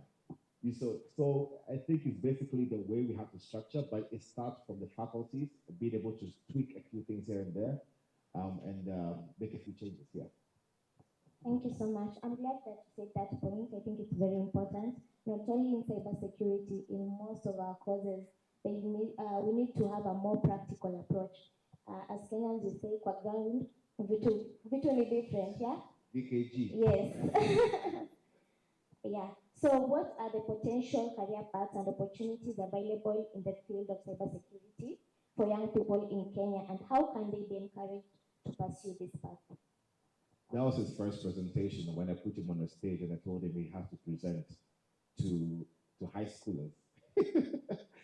There are so many opportunities in the cybersecurity space, and I can tell you for free, there's money in it. I'm not going to tell you what my salary is, but there is money in cybersecurity. There is so many opportunities, and it doesn't have to be technical. Most people think when cybersecurity, you have to be a hacker. No. I know people who are actually technical writers. I know people who actually do policies and governance and compliance. That's just reading, being able to understand and then implement them. I know people who actually are advisors when it comes to cybersecurity. I know people who are forensic engineers, or sometimes they're forensic analysts. They don't have to necessarily do the core technical aspect of things. However, it's always good to do the bare minimum technical basics. That's which is basic programming and the like. So the job market is open. There's a huge gap when it comes to cybersecurity skill set. That's what Africa Hackon has been trying to do for a very long time. When I founded this about 10 years ago, all I wanted to do is to teach young people cybersecurity. And that's what we'll still keep on doing. We have monthly meetups. It's been going on and off for some time, but it's back. So look out for them on the Africa Hackon pages on Twitter or Instagram or wherever it is, or you follow me. We will keep sharing those. So the availability of those and the thing is, you can't be a cybersecurity engineer and still apply it to a different aspect of work when it comes to data science or analytics or any kind of thing. That skill set that I had from cybersecurity made it to become a CTO at a point in time. And I was able to actually get to interrogate what other people are doing. Because if you are a cybersecurity engineer, you need to understand code. You don't necessarily have to know how to write code. I'm a horrible coder, by the way. Trust me. I'm terrible at coding, but I understand code and I can read code and I can break code. So being able to understand code, you understand product management. I know people who are product managers in cybersecurity. I know people who are making a ton of money being cybersecurity salespeople. They get paid a lot of money, and not just local. I'm talking about international salespeople. Yeah. So that's basically what I can say. in terms of the fact that the availability of there's a lot of opportunities. Yeah, and just to mention, apart from just being in cybersecurity, you can apply it wherever, as Dr. Brett has mentioned. One of our mentees was a fully fledged medical doctor. A guy quit his 9-to-5 job as being a medical doctor and became a cybersecurity engineer within the medical field. So you see, you can In apply 3 months. Yeah, you can apply it wherever you want to. So doesn't matter if you're probably a pilot. Have a look at how cybersecurity incorporates within the airline business and the airline world. Yeah. Thank you so much. Maybe I could ask from the audience, how many here are cybersecurity experts, students, thinking about joining, getting into cybersecurity? Maybe you can just, program? yes. Yeah. Anything to do cybersecurity? Yes. So as you've seen, there's a lot of opportunities. The future is digital. So maybe we can ask them, what are some of the initiatives and programs that someone who's interested in joining in getting into cybersecurity, where do they start with? Where do they start at? Cyber Girls program, yeah. How are some of them? Okay. So I'm part of something called the Cyber Safe Foundation, which targets young women in cybersecurity. Look for Cyber Girls program. The next cohort, I don't know when it started, but yeah. So that Cyber Girls program, there are some of them who are here, alumni, and the likes, you can talk to them. Be able to actually join that. You can also look at some of the Africa Hacker programs that we have. We usually do master classes for like 2 days. Look out for that. But let me tell you the easiest way to get into cybersecurity. Google. The internet. It's right there. Check out cybrary.it. Check out Hack the Box as one of them. Check out Try Hack Me. They all have courses and programs that can let you practice cybersecurity in a very safe environment. But learn basic programming, and I'm talking basic programming of HTML, CSS, PHP. You can get that from freecodecamp.org. Get to that place. I should be typing this so that it make my life easier. Freecodecamp.org gives you access to all of these details. You'll be able to get all of those resources for free. And I'll show you one way right now so that we can actually see how to get access to those resources. But there are numerous, if you go to Udemy, there are courses that are there. If you check, there are too many resources out there, but the guidance is what you're looking for. Cybrary.it is one of the easiest way that I like to start with because it's very guided. It helps you to understand the terminologies, helps you to understand the various elements of cybersecurity. This ISC Squared also has a cybersecurity program. Cisco has a cybersecurity program. Check all of those fundamentals that you can actually use to get into it. Then from there, you can go to the other Try Hack Me or Hack the Box, where it gets a little bit more technical or hands-on. And guess what? All of these are free. Please don't pay for things immediately. They're free. Google now has a cybersecurity program. I think Kenya is part of the list where it's actually totally free, right? So you can. Other programs are for example, Cybershuja, which basically tries to link to fill in that skill gap, especially for guys who've just completed campus and are looking for jobs within the cybersecurity space. About 3-4 months program, very intensive. Once you're done with it, you can be able to look for jobs. Moringa School also started a cybersecurity program. Hack the Box, being that I'm the lead for Hack the Box Kenya in East Africa. Hack the Box has Hack the Box Academy, which is 50/50 free and also paid for, but that's for if you want to get hands-on. You with your machine and learn as you go. We hold meetups every single week on Fridays at night after work hours, so that guys go through technical sessions from around 8 p.m. to 10 p.m.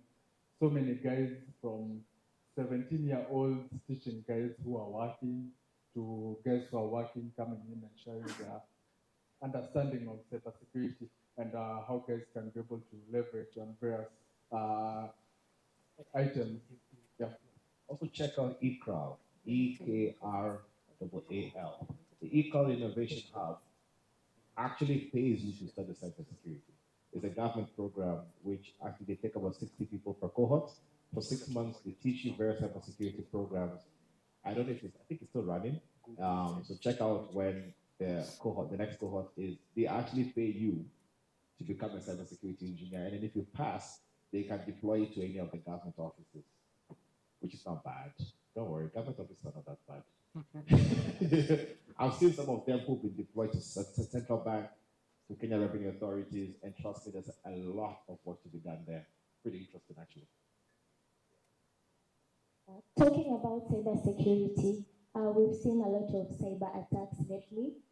In terms of just there are some government websites, there are some companies that have been hacked. What are you going to talk about? What are you going to advise on that? And what are the opportunities that the youth can tap into to be able to help sort this issue? Learn to hack them more. Simple as that. I think some people don't want to wake up until they actually get to the compromise. And you'll see that in the recent past. Some of these government system or private sectors, they have the budget to be able to actually do security, but they don't employ them. Do you know why? They just don't think it's a priority until they get compromised. Ransomware attacks have grown in the recent past, and the reason why, and that's changed. Before it used to be, they take over your computers or servers and encrypt all the files and tell you to pay. This time they steal the files and tell you to. They steal the files and tell you, if you don't pay, we'll expose them. Today we actually have seen about 5 other people who have been compromised in Kenya, very big organizations, and they say the data is on the internet it's in a dark web, on a deep web for sale. Now, the sale of those, I'll give you a typical example. Kenya Airports Authority was compromised some time back, right? When they were hacked, 500 gigabytes worth of data has been leaked. And if you go to that data properly, you possibly could be able to actually print out your badge for airport to move through around like you are a very big boss. What do you think that will be the implication? Anyone? What is? Security breaches, exactly. That's national security. Terrorist attack would now have access to know how the plan of the Kenya airports look like. So I would say become an ethical hacker to do responsible disclosures. We do responsible disclosures all the time. Last week we did one where, I'll not even mention which company that is. We were seeing data, crazy data of Kenyans, to the point that if we're to release that on the internet, they'll shut down. But the problem was, if we're to do that, guess what will happen? A lot of families will actually have to suffer. A lot of families of people who are working in that organization, because they'll all be fired. I can guarantee you that. They'll be fired. So we could not release that information. I got contact to the CEO. I made a phone call and told him, listen, we have this data of yours. This is how, I will not tell you how we got it, but if you pay, we'll show you. If you don't pay, we'll keep quiet. It's fine. I mean, come on, it's business. It's nothing malicious. So there is that ethical part of things. So learn how to hack, learn how to be a cybersecurity engineer, but please do it ethically. Safaricom is the only company right now in Kenya that has what we call a back bounty program, where they allow you to legally hack them if you join the program and be able to actually get paid for it. They've paid out more than 10 million Kenyan shillings so far. A lot. So Kenyans are actually making money every day as their day-to-day job, hacking Safaricom, but legally when you join the program. So I will encourage more people to come out to become more cybersecurity engineers. If you don't know how to get it to the people who you've hacked, call me. Find me on Twitter. Find me anywhere. Let me know. I'll connect you to somebody in that company. There has to be a way to get to any of them.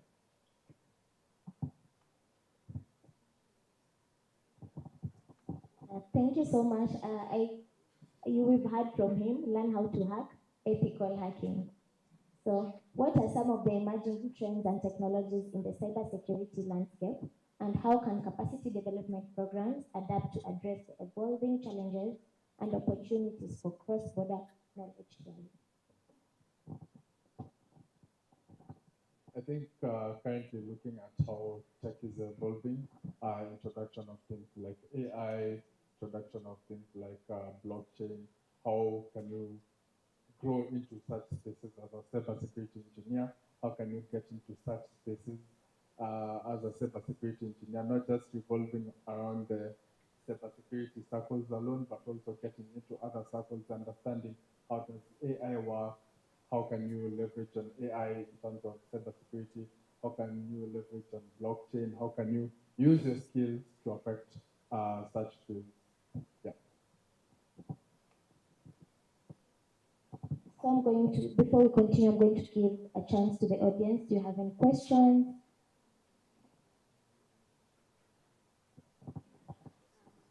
Actually, before we get to the questions, give me a second. Yeah, before we get to the questions, let's give the panelists a chance to wrap up, and then we take questions, and then quickly head out to take tea, so that we can come back and finish up, if that's okay. Oh, yes, and that.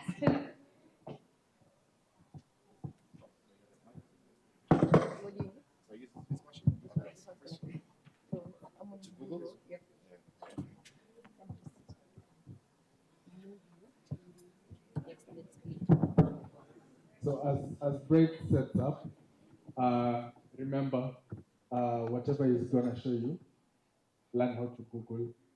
This is pure Googling. Yes. How you set up your Google search will based on how you get your results.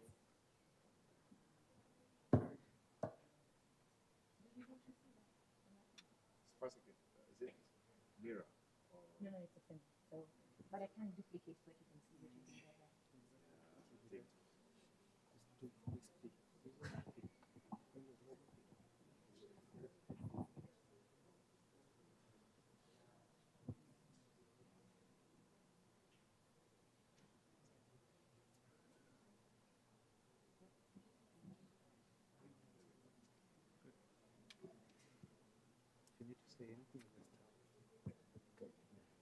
It's very weird typing without my laptop. Anyway, so Google is so powerful that you can get anything and everything out of it. If you type site KE and say file type, let me start with this, com and say, okay. File type, and you say PDF, let's say PPT. You know, you've been given an assignment to do on, say, strategic development. You basically will see every .com website that has the word strategic development and it's a PowerPoint presentation. So you can do assignments quite easily from this. The backside of this thing is that you can actually search for all Excel sheets that has the word salary in them and change this to what? Kenya. We're not stealing, we're only borrowing. So if you were to open something like this, that will show you the Kisii County budget details. Okay, so this is not stealing. You just basically be able to explore. The other thing is what you see on the website is a very graphical interface, but you can view the back end by putting in title, index of, and say you put, say, Python programming. And this basically gives you, no, there's something wrong here. Oh, entire.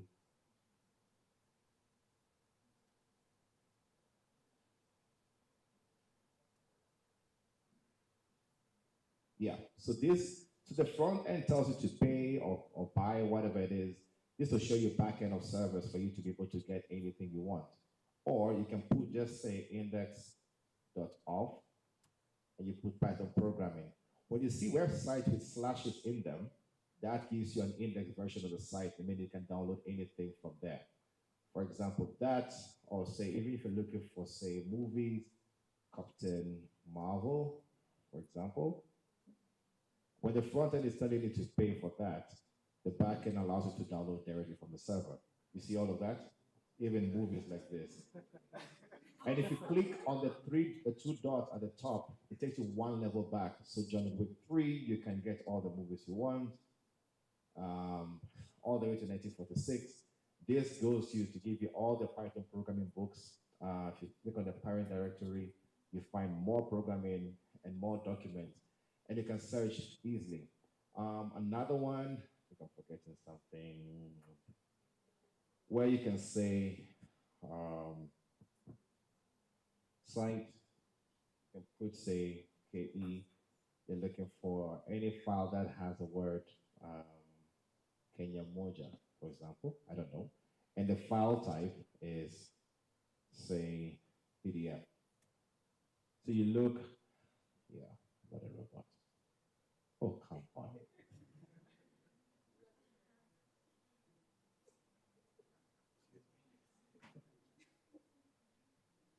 Oh, there's no bicycle here.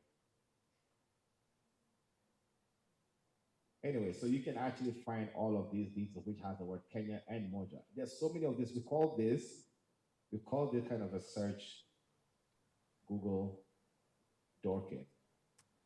And Google Dorking, there are so many Google Dorking queries that you can actually learn. And if you want to get for books, I'll show you the one for books to close up. Go to my website, brightz.com. You'll find commands. I've not updated this for a while, but just a one-pager. Go to commands. You'll find, I wrote this for my sister when she was in medical school, trying to get books and everything for studying. So this gives you 3 types of searches which can actually make use of to get almost anything you want. Amazing, amazing. Tupigie makofi tafadhali. Thank you so much, Daktari. Thank you so much. That's a wonderful life hack, don't you think so? No more paying for Netflix. No more buying books. You know? Actually, the one for Netflix we didn't show you. I didn't want to show that. Otherwise, people will not sleep tonight. Talk to him after this.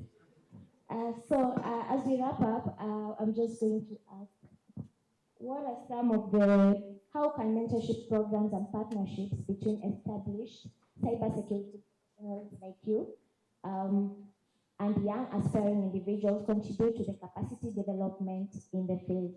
How can the mentorship programs between established cybersecurity professionals and young aspiring individuals contribute to the capacity development in this field? So I'll try and keep that short because I want questions from the audience more than us talking. But we do have a lot of partnerships that we run when it comes to Africa Hackathon, but we like representatives from the various schools or institutions to take the initiative. I mean, we get really busy, so there's only so much we can do. But when we have to go to be the ones to hand for all of these programs, it becomes quite difficult, right? And also, we want to make it as much as that people, if you have the representative who can encourage the teams of various people in their universities or high schools or whatever it is, to read a lot and to come together and become one, form their WhatsApp groups and everything, then we can help. But if we don't have that kind of initiative from themselves, it becomes quite difficult for us to be able to actually add value. Yeah. I'm a product of mentorship, and I'm glad to be sitting with my mentor. And one of the things that mentorship really has is it guides you. Your mentor will guide you. Your mentor is too busy to teach you, but your mentor is there to guide you. Is there to give you a way and show you this is the path, this is the trend, this is the direction you can follow. This is the old direction, don't follow it, follow this other direction. So being able also for the ones who are yearning to get mentorship, reach to their mentors and having that mentor-mentee relationship. Majority of guys think because Pastor Next is become a brother, or we are more than mentor and mentee. But the moment you get into such a relationship with your mentor or mentee, there's boundaries, yes, but you will learn a lot once you get a mentor. I'm very picky when it comes to my mentorship. When I get a mentee and I try to guide and they don't follow the instructions for 1 or 2 weeks and they don't get the plan, I will tell you point blank, this relationship is done. And I'm very candid about it because I don't want to fall. I don't have time. He knows my entire calendar. Even I can't book meetings these days by myself. If he doesn't book my meetings, that meeting is not happening. If he did not book for this meeting today, this was not going to happen. If he did not have the keys today with him right now in the car, I would have left a long time ago because of time. So that kind of a thing has to be, you need to be able to make sure that you have a mentor who, be a mentee or work with a mentor who can actually work with you. Sometimes if your mentor is too busy and you can't have a good relationship, then simply walk away. I mean, there are so many others that are out there. So getting to be picky with the mentees or the mentors has to be a decision you have to make. I chose him for the fact that of how resilient he is. I go with him to every single meeting. Why? Because I want him to learn the way I talk, the way I do things, the way I do business as well. And also I'm teaching him to be able to actually run the company without me being there. If a company cannot run without me being there for at least 4 days or 5 days, then the company is not sustainable. But the thing is, you know what? It actually runs without me being there. So this is not cyber, this is not Mara, this is CyberGuard Africa. Okay. So basically, I was able to actually stick with him for a long time. I have other mentees which I still work with. Some of them come back to me, others go quiet. And when they go quiet, it gets to the point I tell you, I'm sorry, but I have to cut this relationship, and I'm very, very clear about it. Yeah. Thank you so much. This is the last question before we head over to the questions. In terms of the government, the academia, the CSOs, what role can the government, academia, and the industry play in providing accessible and inclusive capacity development opportunities in cybersecurity for the Kenyan youth? Which just make it easy for Kenyan youth to get into the system. There are too many bureaucracies. They're asking for 2 years experience, for I don't know. I mean, he or she just finished school. You know, I get so annoyed when I see such programs where they're asking somebody who is an entry-level cybersecurity engineer, but they're asking for certified ethical hacker. Why? This person did not even have the money to be able to actually do that course. But the thing is, let me tell you something. Go do all of these free courses, beef up your CV with the free courses. Sometimes that is even more powerful. I was so happy when Central Bank some time back was looking for the data analysts and said, we don't care if you have a degree or not, right? So being able to be given a chance is what I think most organizations need to do, rather than having those blockades of being asking for years of experience. But how would you ever get, let me tell you something. Some of these youth who are really good at cybersecurity or even have the bare minimum knowledge are better than the people who have been there working for like 5 years. I kid you not. But if they don't get a chance to be able to learn how to go up the corporate ladder, how are we ever going to change?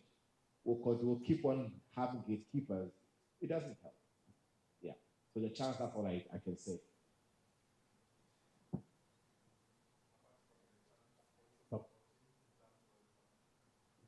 In terms of being assisting us, especially for us, the youth, we need to be assisted. Give us boot camps, give us hackathons that are practical and that are real, and that will assist us in terms of this.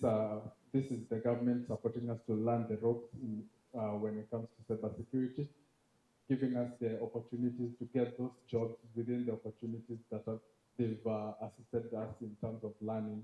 So the opportunities, they should be there. They need to also guide us. When it comes to getting jobs, I think I quit looking for a job because I couldn't get a job because I don't have the certification.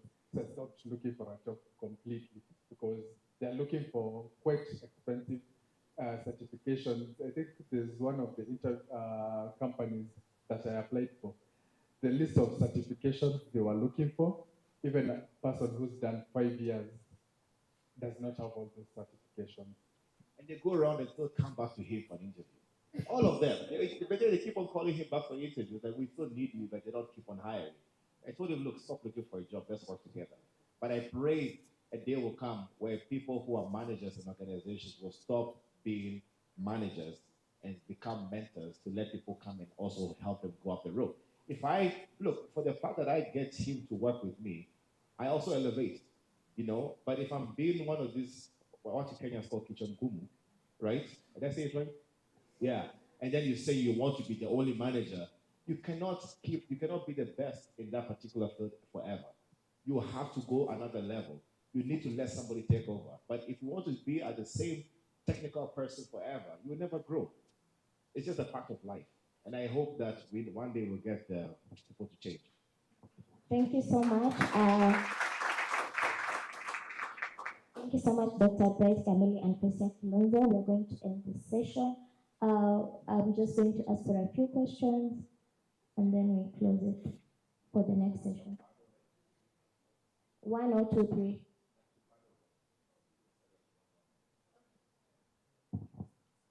All right. There's a question at the corner. And as we do that, everyone else who has a question, please write it down and we will end for now in a minute or two. Hi, thank you so much. I think you have touched on so many things that I'm really passionate about. My name is Jackie Kimani. I'm a consultant with Watoto Watch Network, and I'm also I think I'm the most addicted person on the internet because I learn everything and let my brain choose which path to take. You have spoken about not having proper credentials, but being able to do the job. I want to bring it up to another level. What about people who do not have the papers and they're awesome managers and they're leading teams that are doing great stuff, especially in this country, where everywhere you go, you are asked for your papers. How do we break that gap onto the next ceiling, especially for self-taught managers and creators within this ecosystem?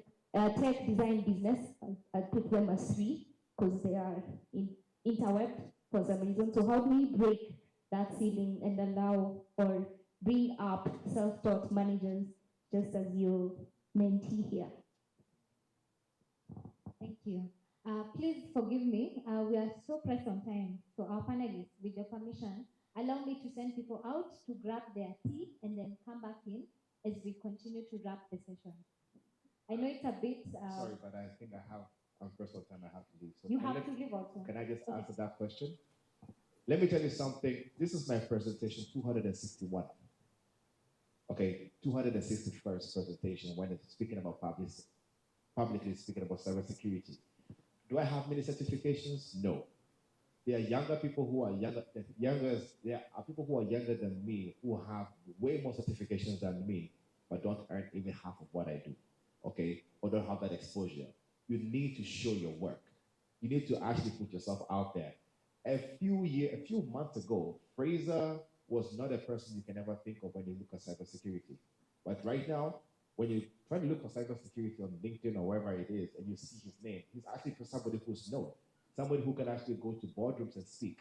You need to show your work, and showing your work, I mean, go to places, talk about what you're doing, be a person to be able to lead conversations and panel discussions or presentations, even if it's 5-10 minutes. There's a presentation that I'm doing tomorrow. I'm only given 11 minutes to speak. And that, trust me, that alone is an impact. And you know what I do after that? I'm going to write about it on LinkedIn and say, this was a conversation that happened at this place. This is what we discussed. This is how it went. This is what I do, what I talked about. I personally like to document every presentation that I do. So after this, I go on LinkedIn, there's another one. Yeah? And guess what? Such conversations get to drive to people to come to you. When I was walking on stage right now, somebody sent a message on LinkedIn. I like your profile, and I can see that you've done a lot of presentations for us in South Africa. Do you mind coming to lead a cybersecurity session? It came just when I was walking here. I said physical or virtual? I said physical. I'm like, yes, I have to travel. You know? And this is somebody who I have never seen before. She actually just connected with me on LinkedIn when I was back there talking to you. Just now. Why? Because he has seen my past. The LinkedIn algorithm has all of that ability to be able to push you to people who actually get to know about your work because of keywords. Yeah, the key hashtag. So don't keep, people like to hide what they're doing. No, go write about it. Even 2 lines. Critique things that you've seen so that those things become your certifications. Me, I see people being hacked online and everything.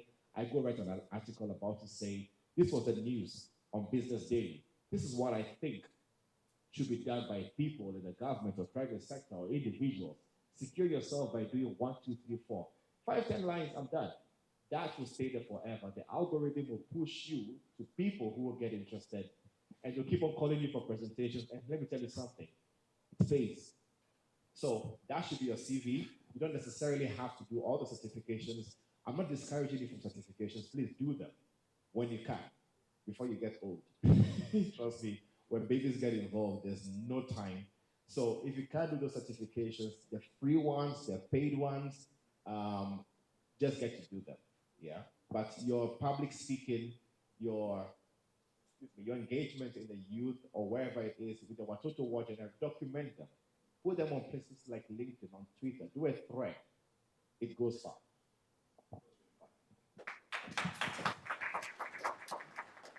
Thank you so much, Dr. Bright Kameli.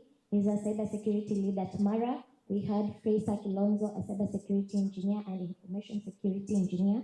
And I myself moderating the session. I'm Linda Gichori. I'm a legal tech representing Kicsanet and the Kenya Youth IGF. Thank you.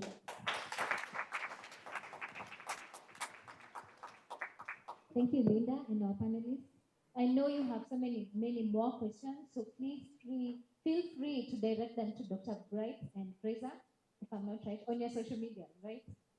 Right? They can direct questions to you. Is that okay? All right, yeah, please do so. In the meantime, please head out and grab your tea and come back in for our second panel session. Thank you.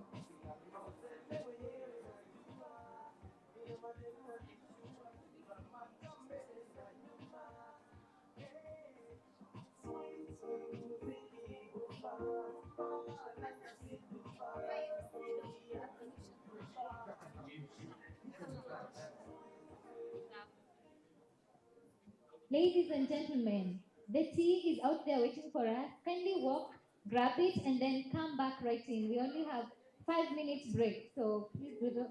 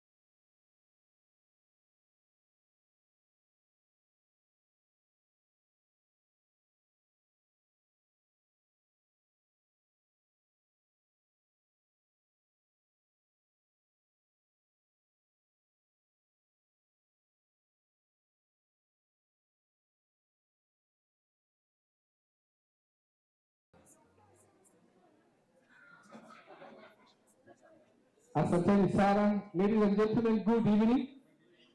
We want to quickly move on our next session, so please settle down. You're allowed to continue enjoying your tea and your snack. But in the meantime, we need to move on to the next session. My name is Teacher Karis, or you can call me Kelvin Kariuki. I teach at Multimedia University of Kenya and also at the Kenya School of Internet Governance. The next session is a very exciting one, and we want most of the questions to actually come from you. And therefore, the moderator in this particular session is not going to ask so many questions to the panelists, just a maximum of 2. But the rest should come from you. It's an issue that affects all of us as youth who use social media. And it's the issue of mental health. Pressure ni mob. Na kama unafikiria pressure ni mob pale IG, pitia profile za watu, pale LinkedIn, my friend, utagonjeka.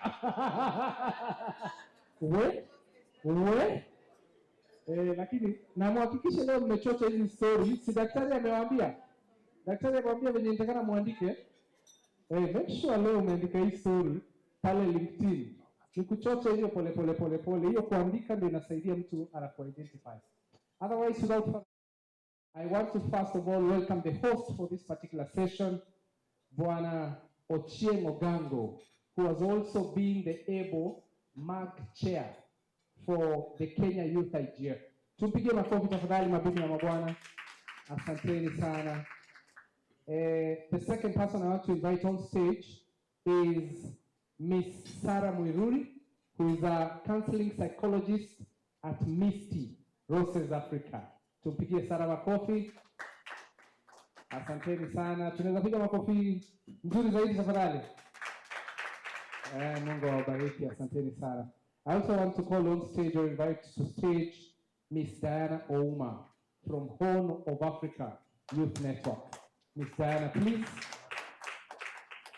Thank you so much. Over to you, Bwana Ogango.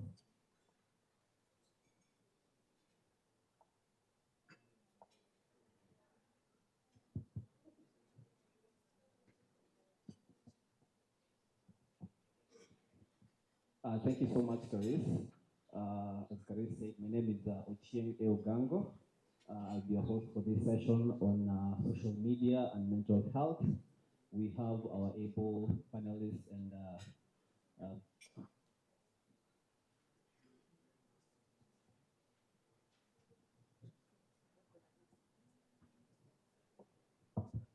and our able panelists are Sarah Mwiruri and Diana Ouma. I'll just let them introduce themselves.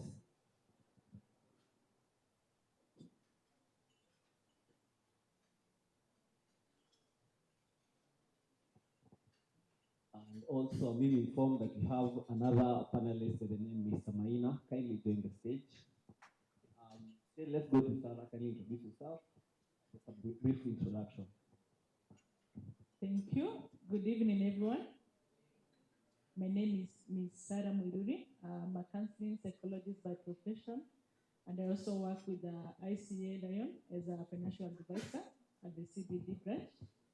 I'm the director of Misty Roses Africa, which is a private entity that offers counseling services. We also train corporates on mental health issues, and we create awareness programs pertaining mental health programs. Our main goal or the mission is to ensure that we are offering a space, a healthy place for youth and adolescents to be able to share a platform where they share about the struggles concerning mental health. And I welcome you, all of you, to join and like and follow our pages, Misty Roses Africa, on Twitter, on Facebook. Thank you. Thank you so much. Let's go to Diana. Good evening, everyone. Good evening, everyone. Thank you, that's much better. So my name is Diana Ouma. I work for an NGO called Horn of Africa Youth Network as the program coordinator. So Horn of Africa is a regional NGO that works in the East and the Horn of Africa region.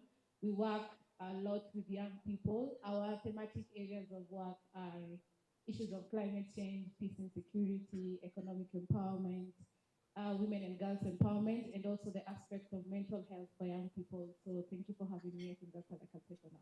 Thank you so much. And to our gentleman. My name is Dr. Michael Miner. I'm a doctor of medicine, and I'm also the outgoing country coordinator of the International Youth Alliance for Family Planning. I'm also a fellow of the Oregon Mental Health Fellowship 2022. I've worked with young people in different sectors, especially in mental health and reproductive health. Thank you so much, Dr. Maina. As what Pichakari said, highlighted earlier, the session is going to be very interactive. We want to have most of the questions coming from the floor. So to kick off, I'll just start with some few statistics that we have 4.48 billion worldwide users of internet, and 99% of these access websites and apps on mobile phones. And on average, you have like 8.4 persons who normally use social media and have accounts. So that means if not all of us here are affected by way or another, we have social media accounts like Facebook, Twitter, and Instagram. So this conversation really touches on most of us, and specifically as youth. I'll just kick off with our first question to maybe Sarah. We understand in using social media, there's a possibility of having mental health and well-being as a Kenyan youth. So what are the potential impacts of social media on the mental health and well-being of a Kenyan youth in your own understanding as a psychologist? Thank you so much for that question. There are a lot of impact. When we are talking about social media, most of us think about it in a negative way, but I'll start with the benefit kind of impact that it gives to the youth. One is it gives a platform where a youth is able to express themselves. We have seen musicians and people like dancers thriving so much in the social media. That is a positive thing. We have also seen upcoming artists being able to express themselves, and they thrive in every industry. Same as the people that are in the room, most of you, I think they are cybersecurity guys. You are able to market yourself more in the cybersecurity platform, social media platform. I'm sorry for that. But we also have negative impact of the social media. Number one, I can say that social media can be very addictive. Most of the people are not able to manage their time well using social media. And that, at the end of the day, it will bring up what we call poor time management. Kuna watu wanalala around 8 ama 2 a.m. watching some videos, TikToks, Instagram, posting photos there. And the next morning they're supposed to wake up and maybe go to work, and they are not able to do that because of social media. That is a negative impact of it. There are also what we call cyberbullying. You find that most of the people using the media are not able to use it the wise way or in the right ways. And when the trolls come, that person will be affected mentally because of the negative comments, negative impact that comes with it. And therefore, there is a lot of impact that can be able to lead somebody either to anxiety or depression. Yeah. Thank you so much, Sarah. Just since you're talking about the numbers, just to bring you up to speed, there's a report that was developed by USIU University, social media consumption in Kenya. And this report shows that on an average Kenyan between the age of 21 to 35 spends at least 3 hours on social media. You can imagine how much time we consume, how much mental stress that comes with consumption of information on social media. I'll take the mic next to Diana. How can social media platforms promote health mental awareness and provide resources for young people who may be struggling with issues of mental health in the country? Okay. Thank you. So before I answer, I want to pose a question to the audience. Okay. There's this index that is normally done to really gauge which country is the happiest, and then so I just want to ask, which country do you think is the happiest in the world? If you know the answer, please just raise your hand. Which? Yes? Finland. What number do you think Kenya was ranked in terms of the happiest? Let's now break it down to Africa. This was sent, it's a report that was sent out last year in 2022. How do you think we did, like as Kenyans in Africa alone? What's the number? Do you think we're the happiest in Africa? Are we top 5? Are we top 10? Anyone? Thumbs up. Keith, you have the answer? Which is the truth though? Yes? 21 in Africa. So any other attempts going once, going twice? How do you think we did as Kenyans? So yeah, it was 36 countries in Africa that were assessed for the happiness index. Kenya was number 19 out of 36.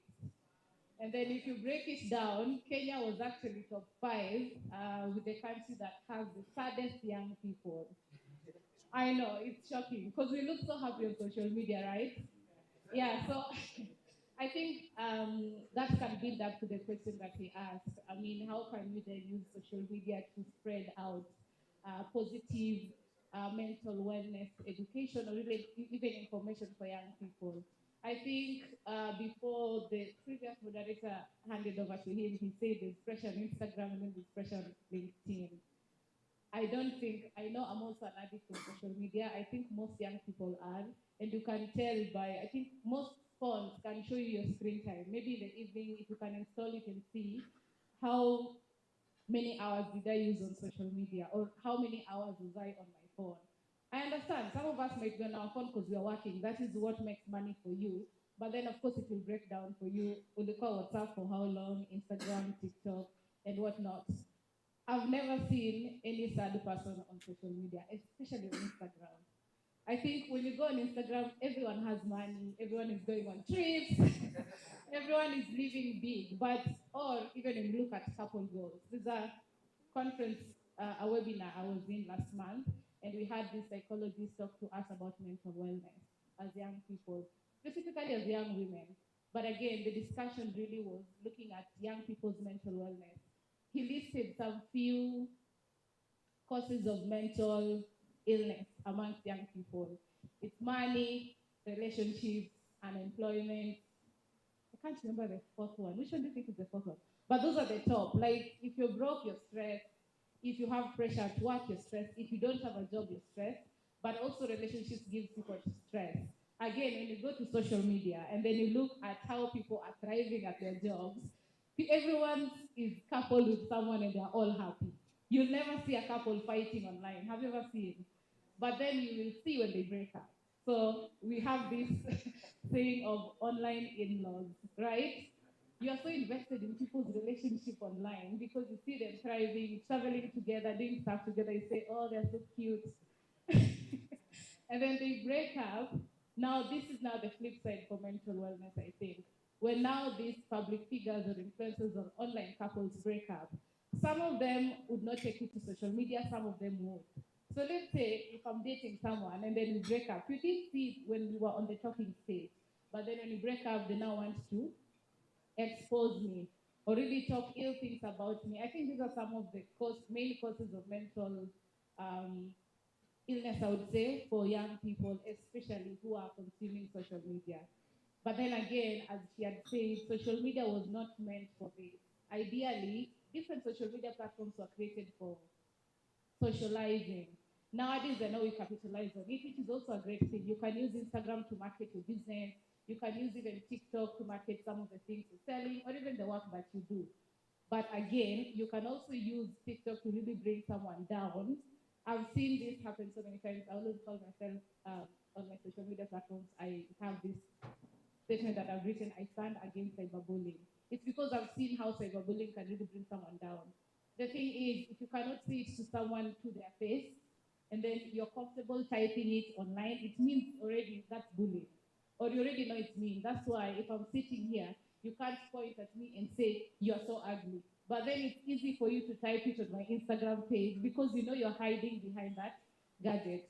So I think one of the ways really we can use social media to create a positive attitude is even when you're posting stuff, or rather when you're commenting about people's posts, you already know that the moment you start talking about her hair is so shaggy, kwani ana pesa, you already know that's wrong. So I think even the influencers that we normally work with, nowadays most influencers are young people, which again is a good thing. We all want to make money. But again, what kind of content or really messages are you putting out there? If you're always a negative person, then of course you're also creating your platform to create that space for other bullies to come on board. Because the moment I post something negative on my social media platform, it means if you're following me, you already know this is a space where I can say whatever I want to whoever I want. But also social media we can use really to advocate for certain policies that we feel like are not working. Young people are keyboard warriors. We call Kenyans on social media KOT.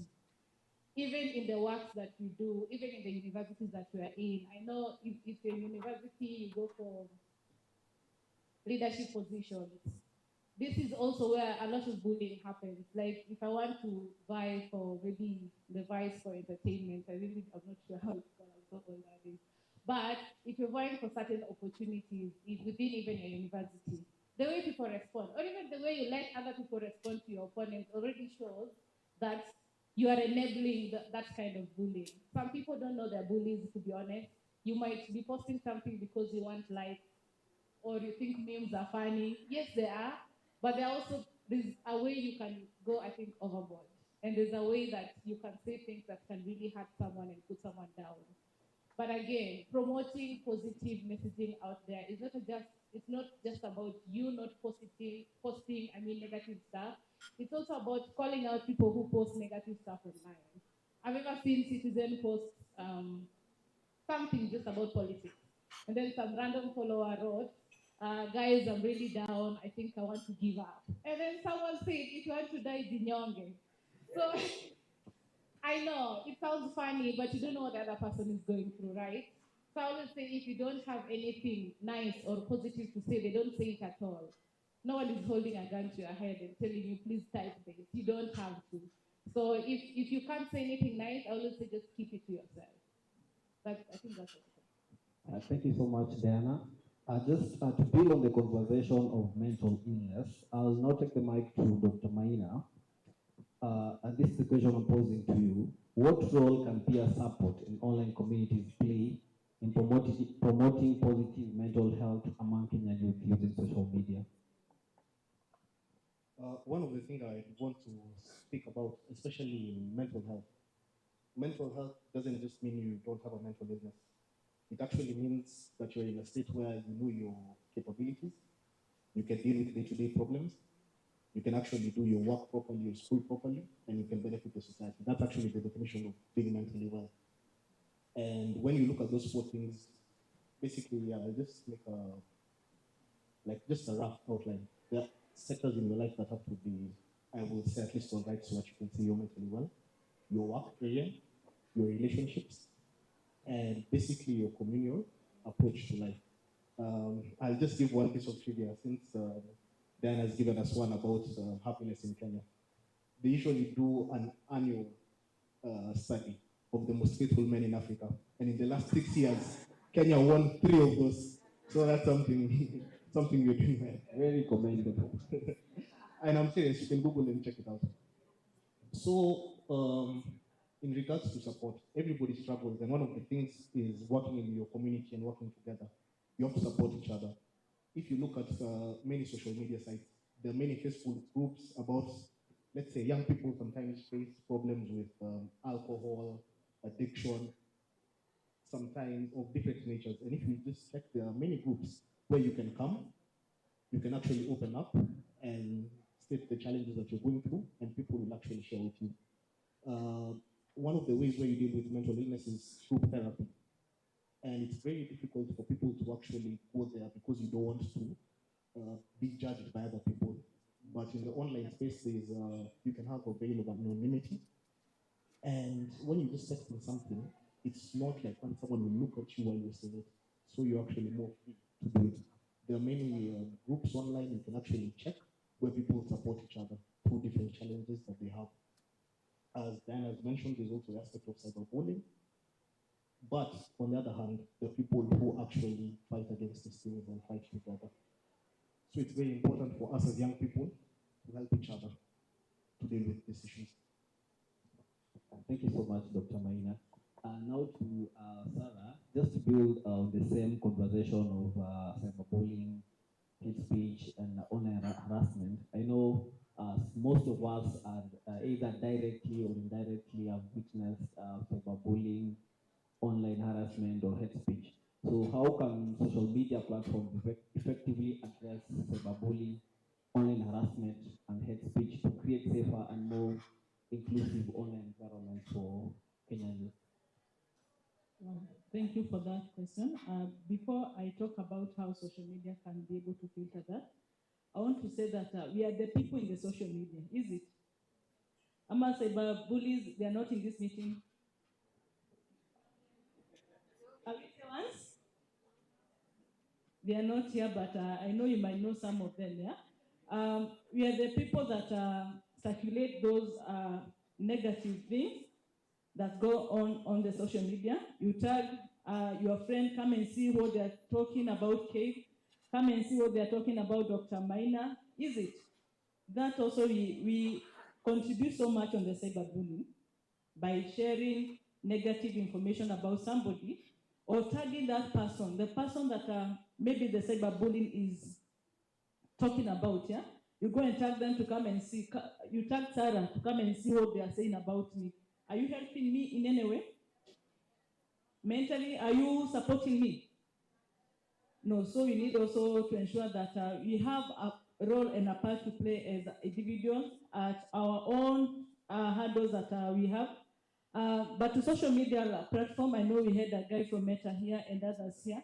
I can say the best thing they can do to stop cyberbullying is to ensure that they filter every negative information that can trigger someone's mental health well-being. They can as well block. I understand when the social media platform blocks a person, that information will not be able to circulate. Whatever Dr. Maina could have shared negative about me, when the social media platform blocks that, unless there was a screenshot, it is going to end there. That is what I feel they can be able to do. And we also take part to ensure like we are ending that thing of cyberbullying. We take responsibility and tell people it is not bully somebody. We had a case, actually, let me share this. I used to work with Befrienders Kenya before having Misty Roses Africa. And there was a youth that came and shared that they were suicidal because of cyberbullying effect on social media. And we had now to ask that young youth, whatever happened on that, these are people that were bullying him and he was not aware of them. These are just strangers in Facebook and they bullied him and the person said that they wanted to take their own life. So kindly let us be sensitive on the information that we circulate in the social media. Thank you. Thank you so much, Sarah. To you, Diana, just to weigh in what Sarah just highlighted.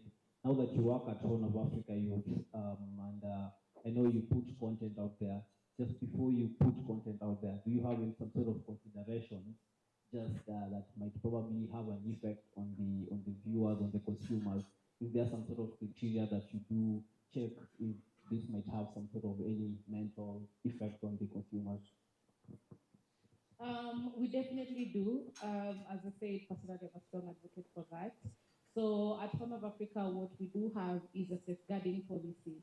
So the safeguarding policy really guides the young people that we work with.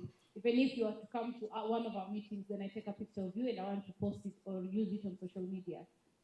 There's a consent that you'll have to sign, but also it doesn't end by you just signing the consent. I'll have to explain to you why I'm taking your picture, where I'm going to use it, what kind of information I'll send out there with your picture. So this already gives you at least the power as the other person on the other side of the camera to really accept or deny. The other thing with social media is really privacy. I know a lot of times you see people taking pictures of other people and posting online without even their consent. You share too much personal information about someone without asking, which I think is a violation of privacy. So how we do that really is through the signing of the consent and also just explaining to someone what the photos are going to be used for. So if you're comfortable with that, then then we would go ahead and post it. If you're not, then we would never use your photo if you're not, if you haven't given your consent. But also, I know it goes beyond consent. You might accept that your photo can be used, and then the photographer himself, maybe, or herself, might take a compromising picture of you, share online, even though the message was positive. Sometimes the online community can be so mean. They will focus on that negative thing that they see. So we are normally very keen, even before we send out any information on our social media platforms, two people will have to verify. So if someone was supposed to post, let's say about this meeting online, they will have to share with now their direct supervisor. So then they would take a look and then give the go-ahead to post. It might look like it's a bureaucratic process, but I am a strong advocate for it because I might have good intentions when posting and I did not see this one thing that someone might misinterpret. So it's always good to have like a set pair of eyes to tell you, this is good, but I think we are from vibaya or so someone might really just pick that up. So that is how we prevent such kind of backlash on social media. Thank you so much, Diana. I think that shows some sense of responsibility. And just to weigh in what you're saying, this reminds me of, in the recent years, I know I think 2 or 3 celebrities in Kenya who have had marriages, and then the marriages are broken down. And then these pictures are still there on Facebook. And then at the time when maybe the marriage happened in the year, maybe let's say July, something about there, those pictures now resurface themselves on our Facebook pages. And then you see some of us going down there and making some sort of comments. And that now shows some sort of responsibility that comes from the consumers themselves. As much as we want to have some sort of, responsibility from the networks. I'll take now the conversation to Dr. Maina. Now that we're talking about being responsible social media users, what are the responsibilities of social media influencers and celebrities in promoting mental health awareness and fostering a positive online culture? To start with, influencers are people a lot of young people look up to. What they do, they're trendsetters, and people follow by actions. What they see them doing, they will also do it for themselves. In this way, they should look at their audience. The same way that when they target their content, and especially when you look at the algorithms, you target your content based on your audience. And so you should look at your audience and the challenges that they have. For example, if it's young people, we know poor mental health is a big issue. We know depression is a big issue. We can give sharing uplifting messages to them and make sure that you don't potentiate negative behavior and negative words, I would say, that will affect other people's mental health. Other things, there are, for example, World Mental Health Days, or some events, I would say, that are usually sponsored by the government or such organizations. And they partner a lot with the social media influencers, some of whom do a really, really good job promoting them. Most importantly, I believe human beings connect through stories. If I want to speak to you about mental health, when I come and give you points, mental health is this and this, you won't really identify with me. But if I tell you a story about a time that let's say I was down, I was depressed, and I felt suicidal, and I can share that story with you, you will be able to empathize with me. And I think that's one of the things that some social media influencers do. They open up about their stories, some of the challenges that they face. And then as young people, you can think, I'm not the only one. If you can struggle through it, then I also have a chance. And that's one of the big challenges young people have. They believe that some of these challenges are unique to them as a person, when, on the other hand, you look at it, many people actually face the same challenges. So speaking out about personal experiences, sharing things, and potentiating what you want the other people to follow, I believe that's a very, very good way for social media influencers to go, and also us. Thank you so much, Dr. Maina.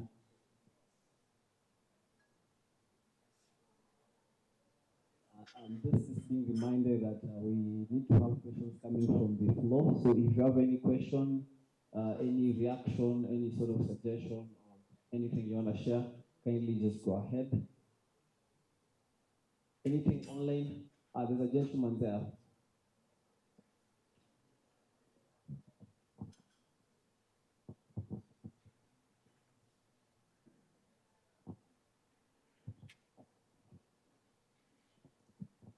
Good evening, everyone. I'm Brian Gacha, digital profiler and producer. So I find this conversation amazing, but there's something you're missing. The other day we had Father's Day. So how many people actually celebrated their father rather than celebrating their online avatar? If my birthday is today, everybody will post me. Okay, my contacts. I don't know about your contacts, but that is my online avatar there celebrating. What about me? If my birthday is today, you could maybe have shared me with water here. Is that a social connect?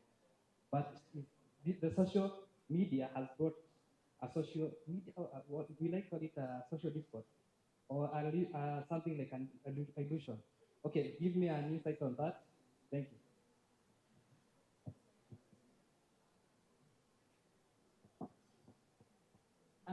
I didn't get your name, sorry. Brian. Gacha Brian. Gacha Brian. It is okay. Now you're talking about something that I wanted as a note to miss, that social media, we are there to connect socially, but it is not supposed to distract or to move us from physical interactions with people that are close to us. Sometimes you will find that you are waiting for people, maybe there is a specific person you are waiting to wish you a happy birthday. They might miss this because they have been in this forum the whole of today. And you are wondering from the morning until now, even your mood has changed because why is she not texting me? Why is he not texting me? So it is always good to ensure that as much as you are on social medias, we ensure that we have other interactions with people that are around us. Also initiate those conversations. I've come to realize that most of us youth, we expect people to do things for us. We expect them to start the conversation. That is why we feel very close and very comfortable speaking about or picking a topic in the social media. Yeah? But these could be the people that are just seated even next to your table. Maybe they didn't even know you had a birthday today and you are there maybe wondering why are they not noticing me? Have they seen the status my status that I have a birthday today? Have they not checked on my Instagram to see like I've posted about my photo? Initiate that conversation. Invite people and tell them come for a coffee. When they come for that coffee, tell them, hey, it's my birthday. Yeah. So you also have a role to play because most of us also we are on the social media. People think that we are always too busy. Have I answered your question? Yeah, thank you. Thank you. I just want to remind our online community, if anyone has a question, you can also ask through the chat. Anyone else with a question? As we take the next question, let me just add on to what you said. First of all, happy birthday, Brian. If your birthday is not today, I think today. Okay, so I think also the biggest gap I've seen, especially for millennial and Gen Z friendships, me being also one of them, is that we have this, as you say, the illusion of social media and reality of life. Sometimes people say if you didn't document it, it didn't happen. It actually did. I mean, sometimes it's just a private thing. You don't have to share everything with the world, which is also okay. When it comes to now appreciating your friends, which also really plays a big role when we talk about mental wellness, is that don't just appreciate them on social media. When you say that issue of birthday, I think I resonated a bit. There's one time it was my birthday, my friend posted me on WhatsApp, Instagram, Facebook, but she didn't text me. Then the day ended, and then I complained. As she said, it's also good to give feedback so that your friends know how the things that make you feel down. So I told her that my birthday has just ended and they didn't wish me a happy birthday. She said, but I posted you everywhere. And then I said, but that's not really, you are not talking to me. You are talking to your followers and maybe my followers. So it's also important to note that sometimes your followers really are not your friends. So it's good to differentiate. This follower might be praising you today. Do something wrong within a second, they will click on you and become your worst enemy. We've seen this happen even with influencers, people who are praising Aziad now are not. We've seen people who are praising Elsa Majimbo who really took the internet during COVID lockdown. And then when she decided to relocate, again, now we were not supporting her for some reason because she said she was being bullied. again, I think just to differentiate the two, it's always good to have real connections and just have conversations with your friends. And vice versa. Check on your friend once in a while, you know. Don't be that person who's just big on social media, but for ground written different. Yeah. So my name is Eric Namai, and my question is really simple. So we're talking about helping or rather empowering people through empowering their mental health, right? So what about the social media influencers? Most of them, or some of them, not to mention names, how are they really, really helping us in regards to our mental health? And I'm not pointing fingers here or mentioning names, but once I open my Instagram and then my For You page is El Comondi dressed as a woman and dancing with children, or King Kalala, whatever she does. You know, so how is that really, really helping me as, you know, a youth? Dr. Maina, you want to weigh in, please? To start, I like how you said I won't say many names, then you proceeded to name. No, anyway, I get what you're saying, but this is a two-way traffic. You're following someone on social media. For you to see an influence on your feed, that means you followed them. And as a person, you have, I would say, to take some basic responsibility for the things that you're exposed to. If you don't like it, as they mentioned, you can report someone or you can unfollow them. Secondly, as part of the audience, you can actually notify the influencer or the person and tell them, as your audience would prefer you to do this and this, or speak more on mental health. There is no shortage of mental health spaces on social media. If, for example, like you wanted to get some positivity or motivation, I'm sure you don't need, so it won't be such a difficult task.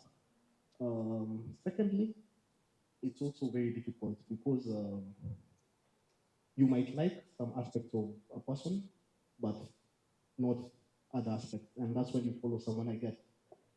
And so there's some things that someone might say and you might follow, and then some other things that you're like, really?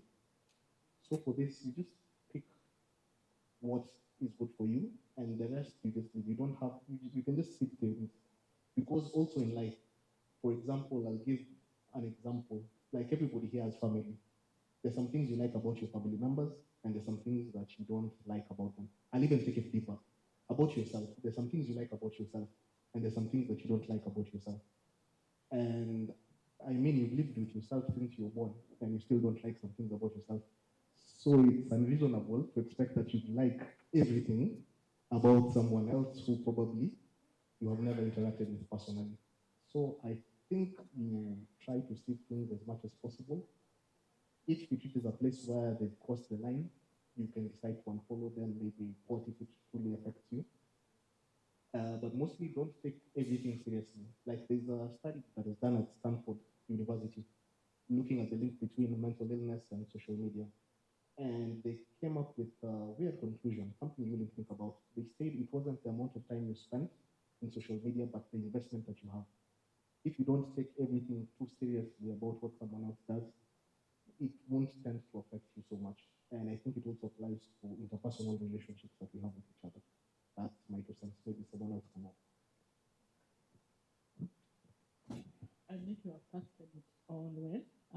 Remember the person that you have mentioned is that is what they do. They are also influencers. There are things that we might not be able to control about other people. Kindly let also respect others on those spaces. Take what is positive, ignore what is negative. If it's too much, you can report it, just as Dr. Maina has said. Hope you have answered that. I think we have another question. Go ahead.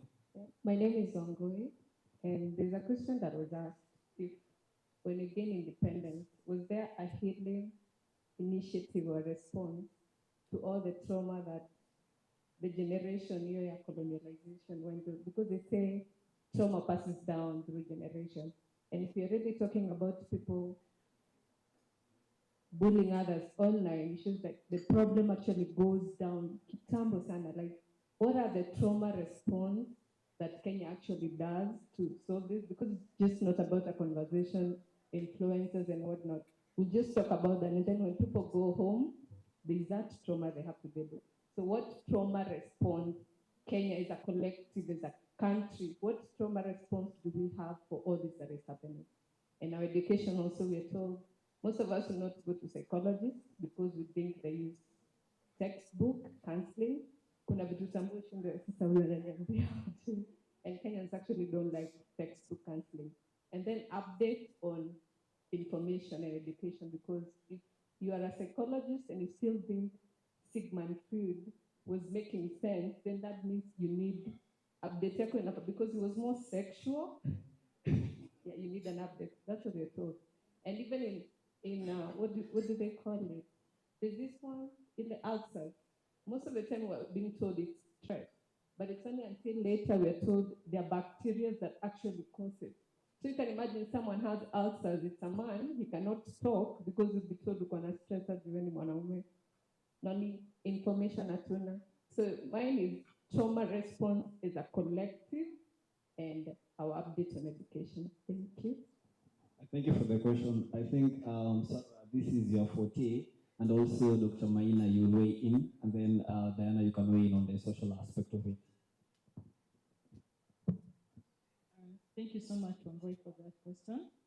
On trauma response, before I go to that, I also want to, again, revert back to you saying that if you know you are experiencing any sort of mental health issue, any past trauma, it is your responsibility to seek for healing.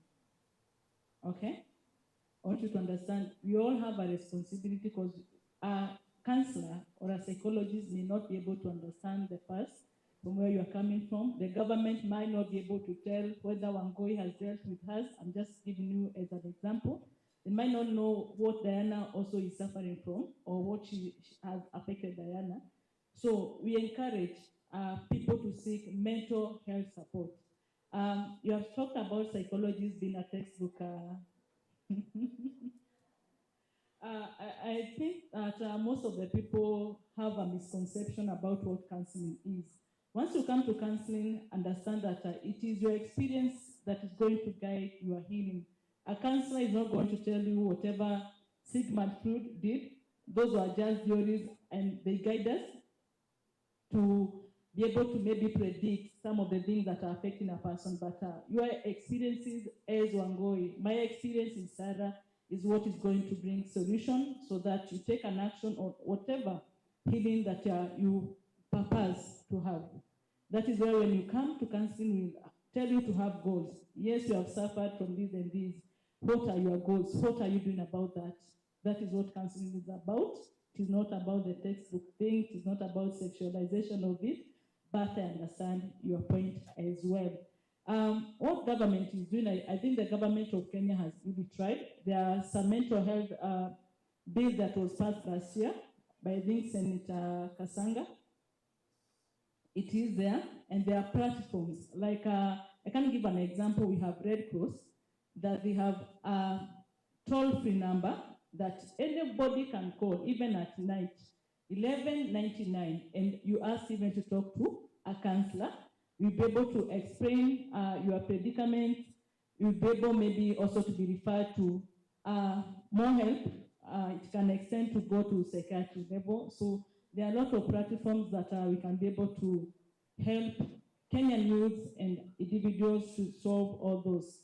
For those that are asking about that toll-free number, it is 1199. That is a Red Cross number. It is a free toll-free number, 24 hours. Call and ask to talk to a counselor. Of course, there are others like us. Mine, I know I charge. There is Befrienders Kenya. I don't know whether Kina Diana's charge. Always look for those information. Again, I'll say that we participate as a youth to end stigma about mental health. Most of us fear to go to counseling because we feel like, when I go to seek a counselor support, people will say that I'm mad. We all have the level of madness, yeah? Is it? Yeah, everybody, even anger is like a madness. Anger is a mental health issue. Don't we all get angry at some point? So if it is extensive, you need to seek for support. on how you can be able to deal with this. Hope I've answered that. Maybe Dr. Mena want to add something. I want to address the aspect of generational trauma and what the government is doing with it. By any chance, show of hands, who knows where archives is? Kenya National Archives. Who has ever walked inside? Nice. I think also something basic like that, a building like that, Kenya National Archives. I once went there, I think I paid 30 bob or something. You can see depictions that they actually have from common people who actually went through that trauma, that time, who went through colonization, the things that they did. And it's actually well documented. And they take stories from people's personal lives. And it's very, I read, I think, the most interesting books I've ever read inside there. And it's weird because I always used to pass there when meeting my friends, but the government actually has such structures in place where you can actually see what actually people did in order to go through and some of the thoughts that they had that should happen after that. Also, there are traditional forms of therapy, I will say, and some of them, I remember we were having a psychiatry class and we were asked about forms of therapy that happened pre-colonially. Nobody knew, but then the psychiatrist asked us a question: what was the suicide rate long time ago? And people were like, you'd barely hear it. People have methods on which to deal. I'll give you an example. Since a young age, people will be brought together and you'd speak, let's say, to amongst each other. There was a strong bond that was formed, for example, negotiation and everything. Nowadays, one of the major challenges people face is maybe you don't have friends, you don't have people to speak to. Another thing, there was proper guidance from above and below, and you were able to climb your societal ranks. It was very difficult to find people with challenges of unemployment, things like those.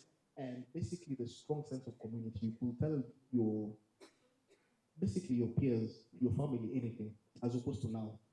It's very difficult to communicate such things. Actually, when I was reading those books, I found out that people used to tell their children that they love them, fathers. Fathers used to tell their kids that they love them and everything. It was actually documented in the songs, but nowadays you feel it's a bit shy.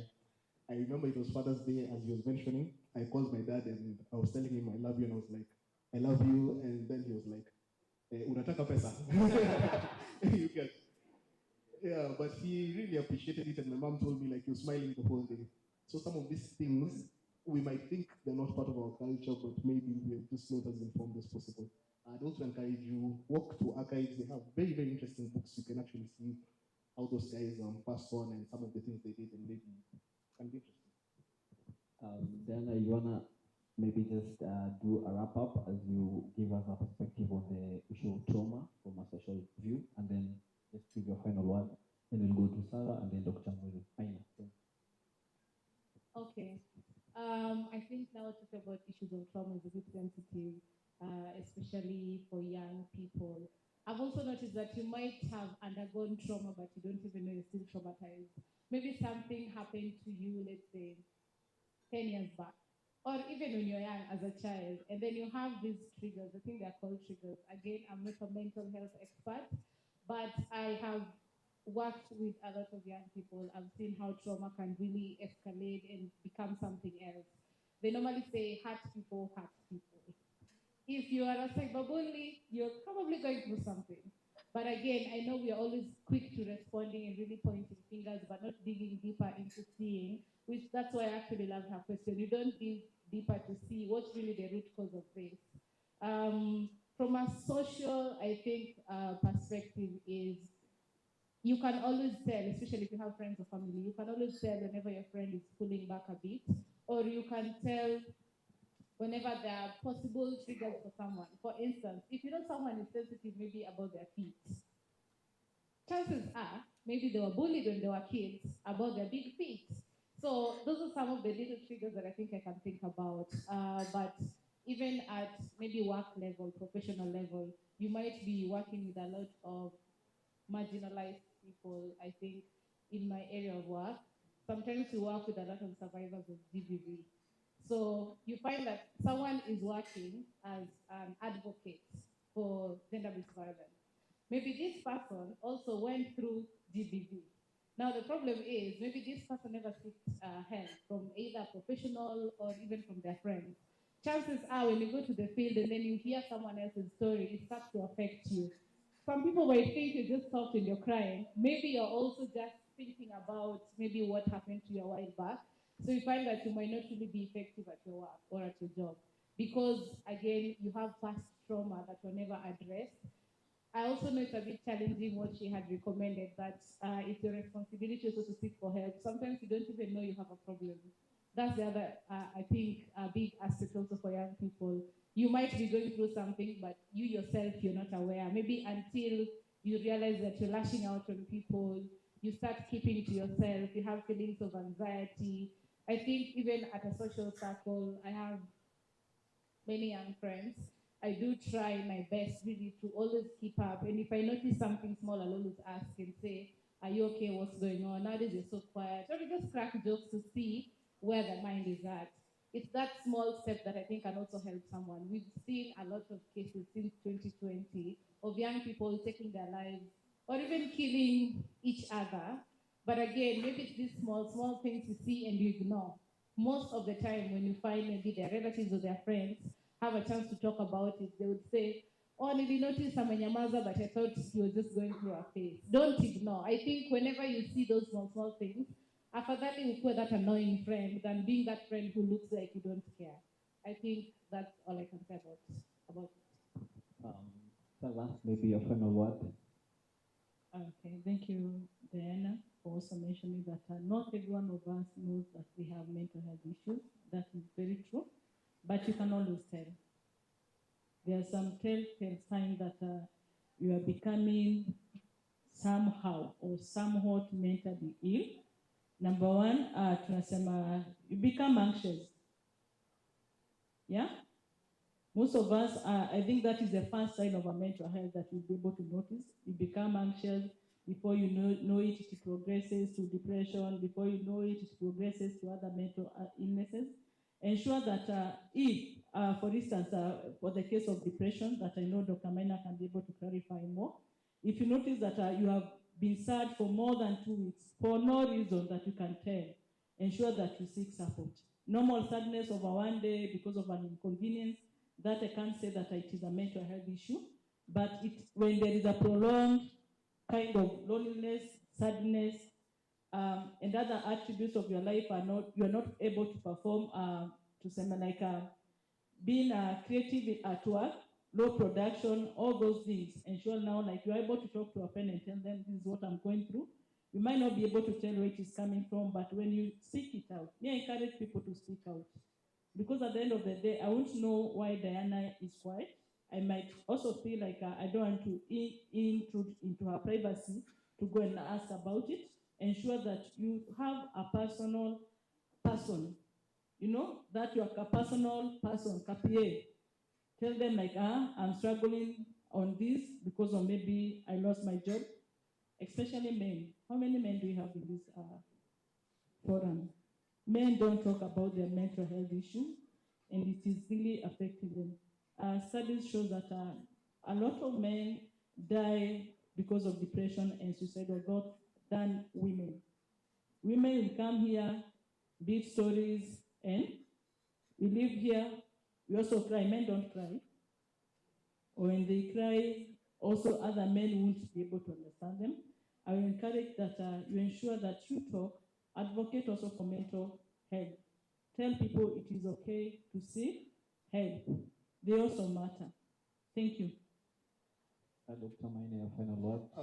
My final word, basically, I'll just tell you some simple things you can do in your day-to-day life to have a better mental health. First thing is sleep. They did a study of, I think, over 2,000 people, and they checked them when they slept less than 6 hours and when they slept, say, 8 hours. Guess what percentage of people were able to function at 95% of their levels with less than 6 hours of sleep? Just one guess. Yes, any number. Less than 0. And it's true, 0% were able to function at over 95%. They did 2,000 people, like 1, 2, 3, 2,000, 0%. First thing is sleep. Ideally, sleep at the same time every day, wake up at the same time every day. You have a circadian rhythm in your brain, and sleep for at least 7 hours or more. It's very, very important. and it actually affects your mood without you knowing. Second thing, if you're able to exercise, you don't have to do something that's so vigorous, but they prove that the factor that was most likely prevent you from getting Alzheimer's, it's not even mental exercises, it's like physical exercises, your body doing something. So if you can do like 15 minutes, just basically something hard, Kuyama, for 15 minutes thrice a week, it will really help you a lot. Third thing, what you eat. Eat breakfast. Eat breakfast and try to eat like a balanced diet. Just these basic things you told as a kid. Fourth thing, relationships. It's important. Choose like the 3 most important relationships in your life. It's difficult to do a lot. Just choose 3 and be intentional. At least communicate with them, like where you use your own voice daily or on alternate days for a specified number of times. That depends on you. And the last thing, you smile. They say if you smile 15 times a day, your risk of dying decreases by 35%. Smile, yeah. So those things: sleep, exercise, eat your breakfast, eat a balanced diet, talk to the people you love, and smile. That's it for me.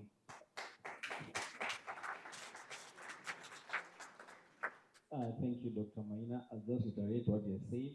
Sleep over 7 hours, exercise, check on what you consume, either online, either food, either fluids, and finally, proper relationships.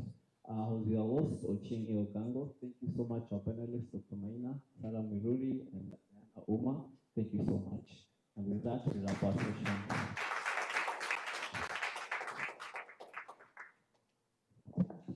Beautiful, beautiful, beautiful conversations here. Tupigie makofi tena tafadhali. Thank you so much. God bless each and every one of you for sharing your knowledge with us. How many of us here are either KSIG alumni or are in the current cohort? Let me see. Alumni. Amazing, including myself, by the way. That's really amazing. At KSIG, we teach people how to take part in this internet governance conversation. We just make them understand what are the issues in the internet governance space and how can they participate in the internet governance process and who are the stakeholders, etc., etc. So normally, KSIG normally comes 3 weeks before the IGF week. But normally we advertise it in around May. So be on the lookout. Right now we are charging, but we also have some scholarships, especially for people, young people who already participate in the Internet Governance Forum. So congratulations for sitting up to this point. Next year when you see us advertise, make sure to mention that you attended the 3rd Kenya Youth IGF. Simjipigie makofi tafadhali kwa hiyo kazi nzuri. Asanteni sana. So next year, we want even more of the KSIG alumni to moderate this session, to be in the Youth IGF MAG, and even in the main MAG. And I've been mentioning MAG most of the time. Do we know what MAG means? Anyone? What's a MAG? Mtu anasema Lusubira. Kikombe.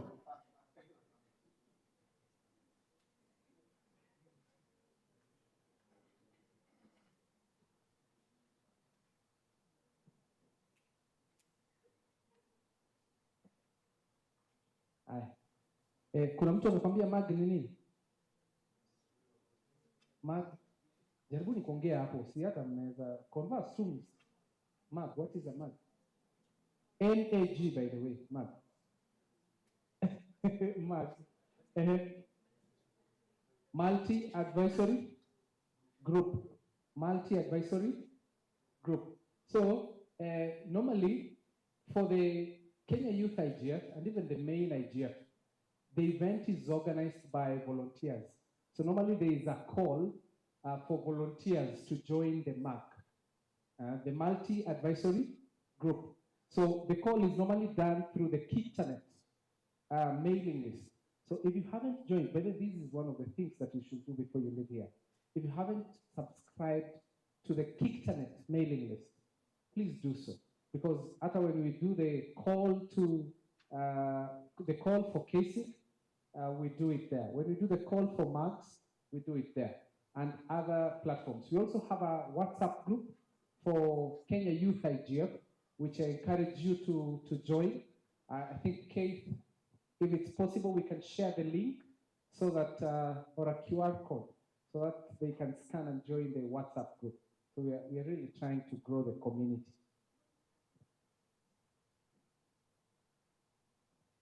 Okay, at this point, I want to kindly request our panelists to come back on stage. We have a few gifts for you here. Tafadhali kujeni tu ili we honor your awesome effort. Daktari, Maina tafadhali, Diana, and Susan. Now, as they come on stage, I just want to know, I want to request one of you who's willing to give a vote of thanks. Yes, so I want one of you to give a vote of thanks to the organizers and Kictanet for powering this up. Then we will see what's next. But in the meantime, tuwapigie makofi tafadhali our guests. Makofi tena kwa Daktari Maina. Wakati daktari alisema we've been ranked as the most faithful men in Africa. Kuna mtu kando yangu alisema we, na kwenye soko ni chafu. Sijataja mtu. Tafadhali, kama unasikia una mguso, tafadhali naomba uje ili utushukuru wote kwa hii kazi ambayo tumefanya leo. Karibu sana ndugu yangu. Sorry, my brother here has talked about the mark. Did you hear about that? I think Kenya Youth IGF is actually the first one, global over, to mirror some of the processes that the IGF subscribes to. So the IGF subscribes to an open, transparent, I think IGF was the original bottom-up approach, yeah? So because of that, we, at the Youth IGF, we also borrowed, some of those principles. And so this year, we had our very first mark, which was an open call. We did an open call, and some of the members and colleagues here applied to come and support the organization of this year's mark. And I think they deserve a round of applause. And maybe before they do, it would be really nice to see the mark colleague here. I'm just trying to look at some of them. Please feel free and come. Let's, these are our moments to shine. Ladies and gentlemen, give it up for the mark members. Yeah. So there are quite many. I will not give them the mic, but I'll just walk with the mic so that they say their names. We can appreciate the good names. I think we do all of this from different stakeholders. Some of them are lawyers, some of them are, students, some of them are KCK alumni, some of them are doing amazing work. And we hope that this will just be the beginning. Maybe next time, next year, we will see even us building the capacity of young people to, plan and be part and parcel of co-organizing and co-creating this space. So, very quickly, your name and what you do. One word. Linda Gichori, lawyer, legal tech. Elsie Sirengo, student. Nelly Nyadzua, ethical hacker, cybersecurity consultant. My name is Ochieng Eogango. I served as the chair for MAG this year. It was a pleasure working with you guys. I'm Mini Wakili. Hi everyone. Lilian Kariuki, Executive Director for Watoto Watch Network. Thank you so much. Also Kariuki or Karis, a teacher. Thank you. Hi everyone, my name is Valerie Yega. I'm an advocate of the High Court of Kenya. I work as a technology lawyer at Bowman. Hi everyone, my name is Conrad Kerr. I'm an actuarial and data analyst. Hi everyone, my name is Rebecca Amboi. I'm an educator but also a writer and researcher on digital platforms. Hi everyone, I'm Polycarp Ochieng. I'm a software engineer and I'm the managing partner at Superbridge Technologies Limited. Good morning.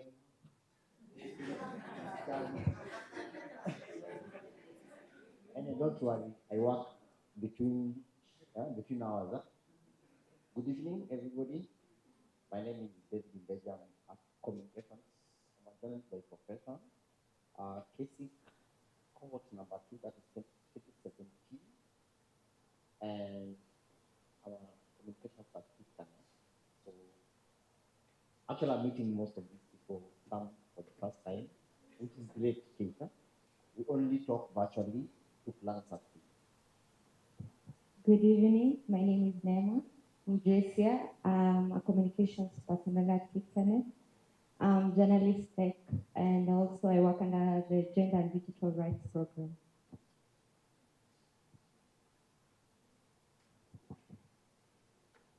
So ladies and gentlemen, it would not have been possible for us to meet today without many. Wait. We will try and do it nicely. I think each one of them deserves some very heavy hands of, rounds of applause, because these people will not say it here, but they've worked day in, day out, sometimes dead into the night to beat the deadlines and make it possible that this process steps off. So I want us in a very, very special way to thank them by doing a round of applause. Are we ready? All right, so we want to warm up the clouds so that we make sure it rains, right? So let's warm up the clouds. There we go. It's drizzling, right? So it's beginning to drizzle, So it's raining. Are you guys ready?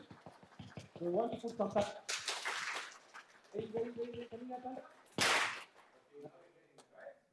So let's warm up. Let's check the clouds. We are not feeling the clouds. I should feel your hands shake, right? Okay. So it's beginning to rain. Ladies and gentlemen, they need to fight on top of the goal. Aha! Don't rain. Over there.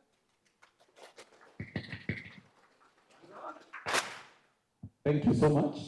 This is the beginning of an engagement. We have an East Africa IGF coming up. We have the Africa IGF coming up. We have the Global IGF coming up. Please ensure that you're part and parcel of the Kenya Youth IGF community, because as the Kenya Youth IGF, we intend to hold a session.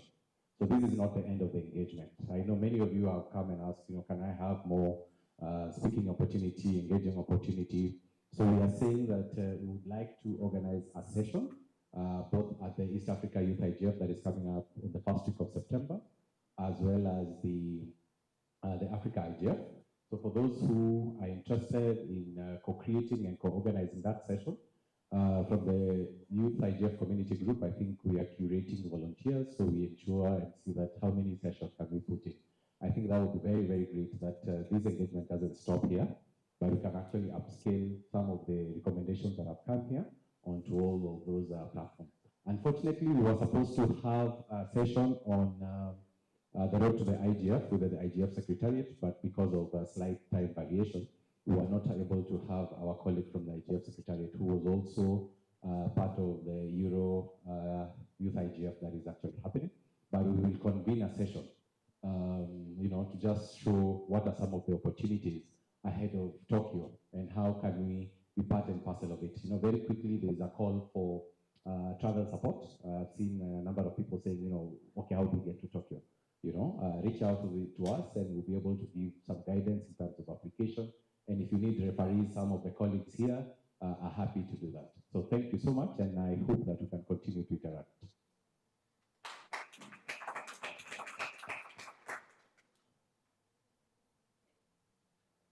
Good evening. My name is Mudi Murachi, formerly at the School of Law, University of Nairobi. Yes, this opportunity just came to me via the school. We had 10 slots. So first of all, from Parkland campus, we are grateful. Yes. And to the organizers, that is Internet and the Internet Governance Forum, we are grateful for that, and even for the Mercury tell what a wonderful experience it has been. And to the speakers that have spoken today, from Alan to Sam, that's a good story, very inspiring. Yes, and of course, and to the panelists, Dr. Gameli, when I uploaded my status and people all over my inbox. So I think personally for me, it touched a tinge of interest in the internet space. And I believe that this does not stop here. And yes, and of course there was a question that was raised here by a colleague about the Malabo Convention. It's a very good convention, but African states have not ratified it. Very few. They're not even up to it. Since 2014, the latest being Mauritius. So the Kenyan government is cautious and exercising a cautious optimism while pursuing it. But it needs a lot of policy frameworks into it. So I want to thank all of us that made time up to this time to be here. And I do hope that the conversation does not end here, and we keep it going, because the future is internet, and the internet should be as we want it. Thank you all.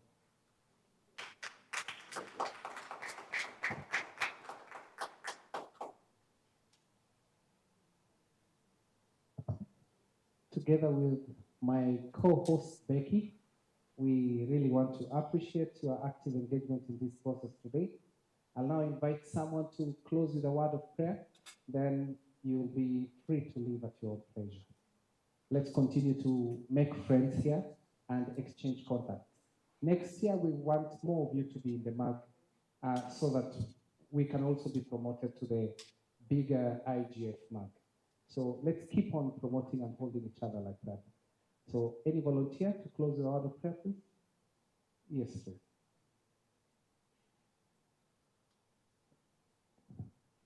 Kindly let's stand up for this prayer.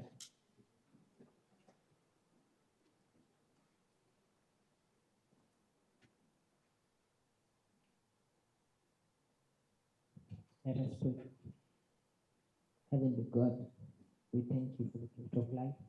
We thank you for the gift of good health. We thank you for bringing us here today safely. We thank you that you have enabled us to engage in this conversation that is friendly for the future. God, I ask you to bless each and everyone that is here, that we may walk out of here full of grace and knowledge, and may your will be done in our lives.